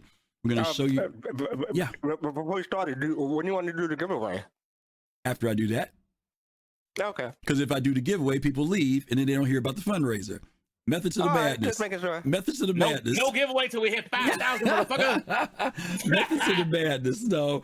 So we want to show you guys the video of Elysiana so you'll know who she is. Be sure to check out her. She does still have things on YouTube. She does put out stuff every once in a while. Check her out. A lot really good information. If you like science fiction, you'll really dig what she does. So let's let you watch that for a second. Oops, wrong screen. I got to go back to my original screen here. Here we go. I think. Nope, didn't want to do it. Hold on a second. Where is my Elysiana video? Boom, boom, boom. There we go.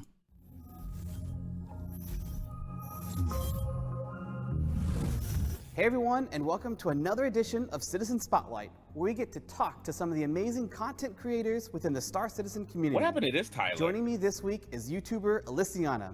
Hey Elysiana, thank you for joining me today. Come and go. Hi Tyler, thank you for having me. You've had a gaming blog for over a decade. Episode Why did you start making Star Citizen videos? Employees come and go. I've been gaming, primarily doing MMOs for a really long time, and I always blog about my adventures. And so I started including pictures of Star Citizen, but the scope and fidelity is really just hard to explain, I think, in words and be captured in a still photograph. So I wanted people to really understand what I was experiencing this early in the game's development life cycle. So I wanted to include video. Can you tell the viewers what kind of content people can expect to see on your YouTube page? I primarily do 2 shows. One is Casual Citizen, which is ship reviews, game mechanics, talks about the content that's currently in the alpha or what's upcoming. Thanks And for then the I do follow. something a little quirkier called the Star Citizen Night Bus, which is a lot of op-ed, lore, and I've recently started doing some fan fiction set in the Star Citizen universe. I'm looking forward to future episodes. One last question before we go. What is your favorite ship so far? It's going to be the ship I purchased last, which was the 890 Jump. That's an excellent choice. Thanks again for taking the time to talk to me today. Thank you for having me. That's all for Citizen Spotlight. Let's see what's going on this week in Star Citizen. Okay. So that's the video that we wanted to show you guys with Alyciana. And again, thank you guys so much. Those of you who've been donating already. Here's the opportunity. If you want to give something toward this, the GoFundMe, the barcode you see on the right side is directly to the GoFundMe. You can learn more about it. You can give directly for Jennifer Bryant, her daughter, who's suffering from illness. The details are there. If you want to do it through us, the merchandise you see on the left are brand new mugs that we created for this particular fundraiser. Those mugs are from each one of the Soul Citizens, different quotes that they've said during the shows. That barcode is there, will take you directly to our Streamlabs store. Any profits that come in from that month of December from Streamlabs, whether it's through the mugs or keychains or shirts or whatever, we're going to donate toward this charity fundraiser. So we're hoping you guys can help us to reach that $5,000 goal that Alyciana is going for. And yeah, that's the name of that tune. Let's talk about the giveaway now, Fastcart, because I know you were eager to give away something. So we're going to do that. Is that okay? You want to do the giveaway? All right, gang. We're going to do our giveaway now. And this is going to be a giveaway for a RSI Galaxy. Right? Galaxy. It is the core one. No modules. Okay? Just the core one. You can build it out the way you want to build it out. And so we are going to let you guys do that. So before you guys start putting anything in, because it is not exclamation point giveaway, I can tell you that now. All right. I know folks were typing that in like an hour ago. I'm going to clear out the queue. So as long as there's names in the queue, guys, I'm going to erase it. So please don't put anything in there right now. Hold tight. Just because you get in there early means absolutely nothing. Yes. Do not put anything else in, guys. Going. Yeah, they keep doing it. The longest y'all keep putting stuff in, then I'm not doing the thing. That's it. That's all I can tell you. Or you have yourself to blame. Yeah, I know. I don't know why people keep putting stuff in. Okay. You know what? Never mind. Okay, I'm going to go ahead and do something different. That way, if they put it in, then if it's the everyone wrong who types word, giveaway is banned. No, they won't be banned. They won't be banned. All right. Exclamation point Galaxy. If you're a subscriber, you get double the chances to be able to get in. Exclamation point Galaxy. All right. So drop that in, gang. And yeah, we'll see who's interested in getting a Galaxy. Hopefully we'll have a good winner here. I'm part of the giveaway too. By the way, yeah, this is Twitch only, right? Not YouTube. Yes. Oh, thank you, Fastcard, for saying that. This is only for folks on Twitch. We have no way to incorporate our YouTube and Twitch in. So YouTube people, I'm sorry, unless you want to log into Twitch very quickly to get in, which you are more than welcome to do. You don't have to be a follower, or you don't have to be a subscriber for our channel to do this. So you can just yeah, matter of fact, I'm going to put the link in YouTube so people, yeah, please people do. Yeah, that way, if you're in, because we do want our YouTube folks, if they want to be able to participate in this, that they can. So yes, better run your ass over here. Yeah, they're coming. They'll be over in a second. Oh, what's your favorite module so far? I have my uses. Okay, way to go. All right. Looks like we've got the bulk of everybody in. Once again, exclamation point Galaxy, if you guys want to be in this. And Jeff Wheeland, 84, thank you for that follow. And Lima, thank you for that resub for 4 months. We appreciate that. Texas Horny Toad, thank you. Red Waters, thank you for the follow. Also, Star Cronus, thank you for the follow. Appreciate that. Alrighty. Let's see what we've got going right now. Meatly, thank you for that follow. We appreciate that. All right, Gio, give us the countdown on the 5, 4, 3, 2, 1, and we're gonna punch it. All right. 5, 4, 3, 2, 1. Boom. Kimlo Caesar. Kimlo, are you there? Kimlo, are you out there? You put an exclamation point. Agent All right, Kimlo. Kimlo, there you go. Here we go. Congratulations. Kimlo, send us a RSI email that you want this sent to. You can send it to soulcitizens@gmail.com, or you can DM me, or you can DM fastcart. Whatever you do, don't put it in Twitch chat. Yes, don't put it in Twitch chat, please. Yes, but you can send it to soulcitizens@gmail. Make sure you put in here that is you and your RSI email, and we will get that out to you as soon as possible. So once again, congratulations. And then you send it to Geo after you get it. Congratulations on that. Okay. Oh man, if Geo had won that is... Yeah, I know. That'd have been a perfect Twitch clip. Like, yeah, Rick, motherfucker. I know. Okay, Fastcart, would you let everybody know about Thursday, please? Thursday we have Soul Talk. That's 9 p.m. Eastern, 2 a.m. UTC. We'll be talking Star Citizen, members of the community. That's your chance to come in and chat with us about what's going on in the gaming, the game that week. Normally we cover Star Citizen Live, we cover ISC, we cover Cinema, and whatever else is going on. So that's Soul Talk Thursday, 9 p.m. Eastern. Kalrati, voices, please. All right, Soul Citizens or Soul Voices, Saturday at 3 p.m. Eastern Time, where we talk about a whole slew of concerns, community topics from Reddit, we pulled Spectrum, all over. So if you want, you can join in and listen to us, or even join us and have, give us your opinion. So, we're always open, and we can't wait to see you there. Awesome. And then next Sunday, we're going to be continuing with our show. This is called Stop the Steal. And this is going to be really about not just the Cutlass Steel, but talking about drop ships, whether it's the Hoplite, the Valkyrie, talk about the Cutlass Steel and their playability in the game, which ones you like, don't like, what could make them better, how you use them in the game. So that'll be next Sunday at 8 p.m. Eastern Time. Hopefully you guys will be able to join us for that. There was one more slide, excuse me, that I forgot to put in. And I do want to put it in because I do want to talk about it for just one quick hot second. Yesterday, we held Bar Citizen, our virtual Bar Citizen, and this was the last one for the year. And we did it based around, what do we call it? IAE, right? IAE. And yesterday, we did it. And I want to put the picture up for you guys right there. I'm going to occupy the screen for just a second here so you can see. We had about, I think on average, about 85 to 90 people that were here yesterday. They joined us on Zoom. We had a really, really great time yesterday. Folks from CIG attended as always. We had a surprise visitor yesterday. Night Rider's usually there, but we had Brian Chambers came by and hung out with us. And we also had Toast came by and hung out with us. And we had a really, really, really, really great time. We ran 2 events, one earlier in the morning. We had people in from Bosnia, Singapore, Australia, Tanzania, Japan, France, and then we had folks from the good old USA. I don't think we had anybody from South America this time. We had folks from Canada, North America. We had plenty of folks that came yesterday and hung out with us. So we want to give a shout out to everybody who came yesterday. Hope you guys had a grand time and a lot of fun hanging out with us. And of course, we want to thank CIG, because they always turn out and show out and have a great time with the community as well. So thank you guys for that. And before we check out, I just want to say one last update. We are less than $750 away from 5,000 goals. So we're at 42.52 right now. 42.52. That is awesome. Awesome. So we are getting there. So thank you guys for your contributions. Those who get subscribed today, thank you guys too. You guys always put us at 54% within our first week, so we'll probably top off.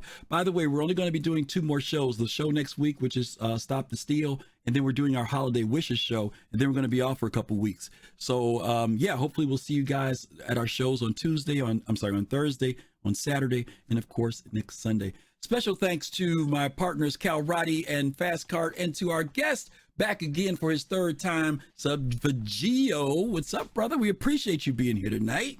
As always. No problem, man. As always. Y'all can always just call me Gio. You ain't gotta say whole Subvegio.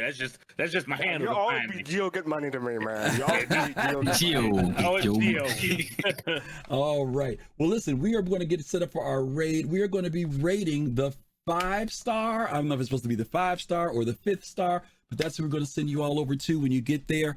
Send some love. Let them know you came from Soul Citizens. If you like what you see, of course, follow them. And hopefully we'll see you guys this week. We want to tell you guys to stay safe, stay healthy. And as always, peace, love, and soul. We'll see you guys soon. Take care. Have a great week. Ciao, people. Ciao.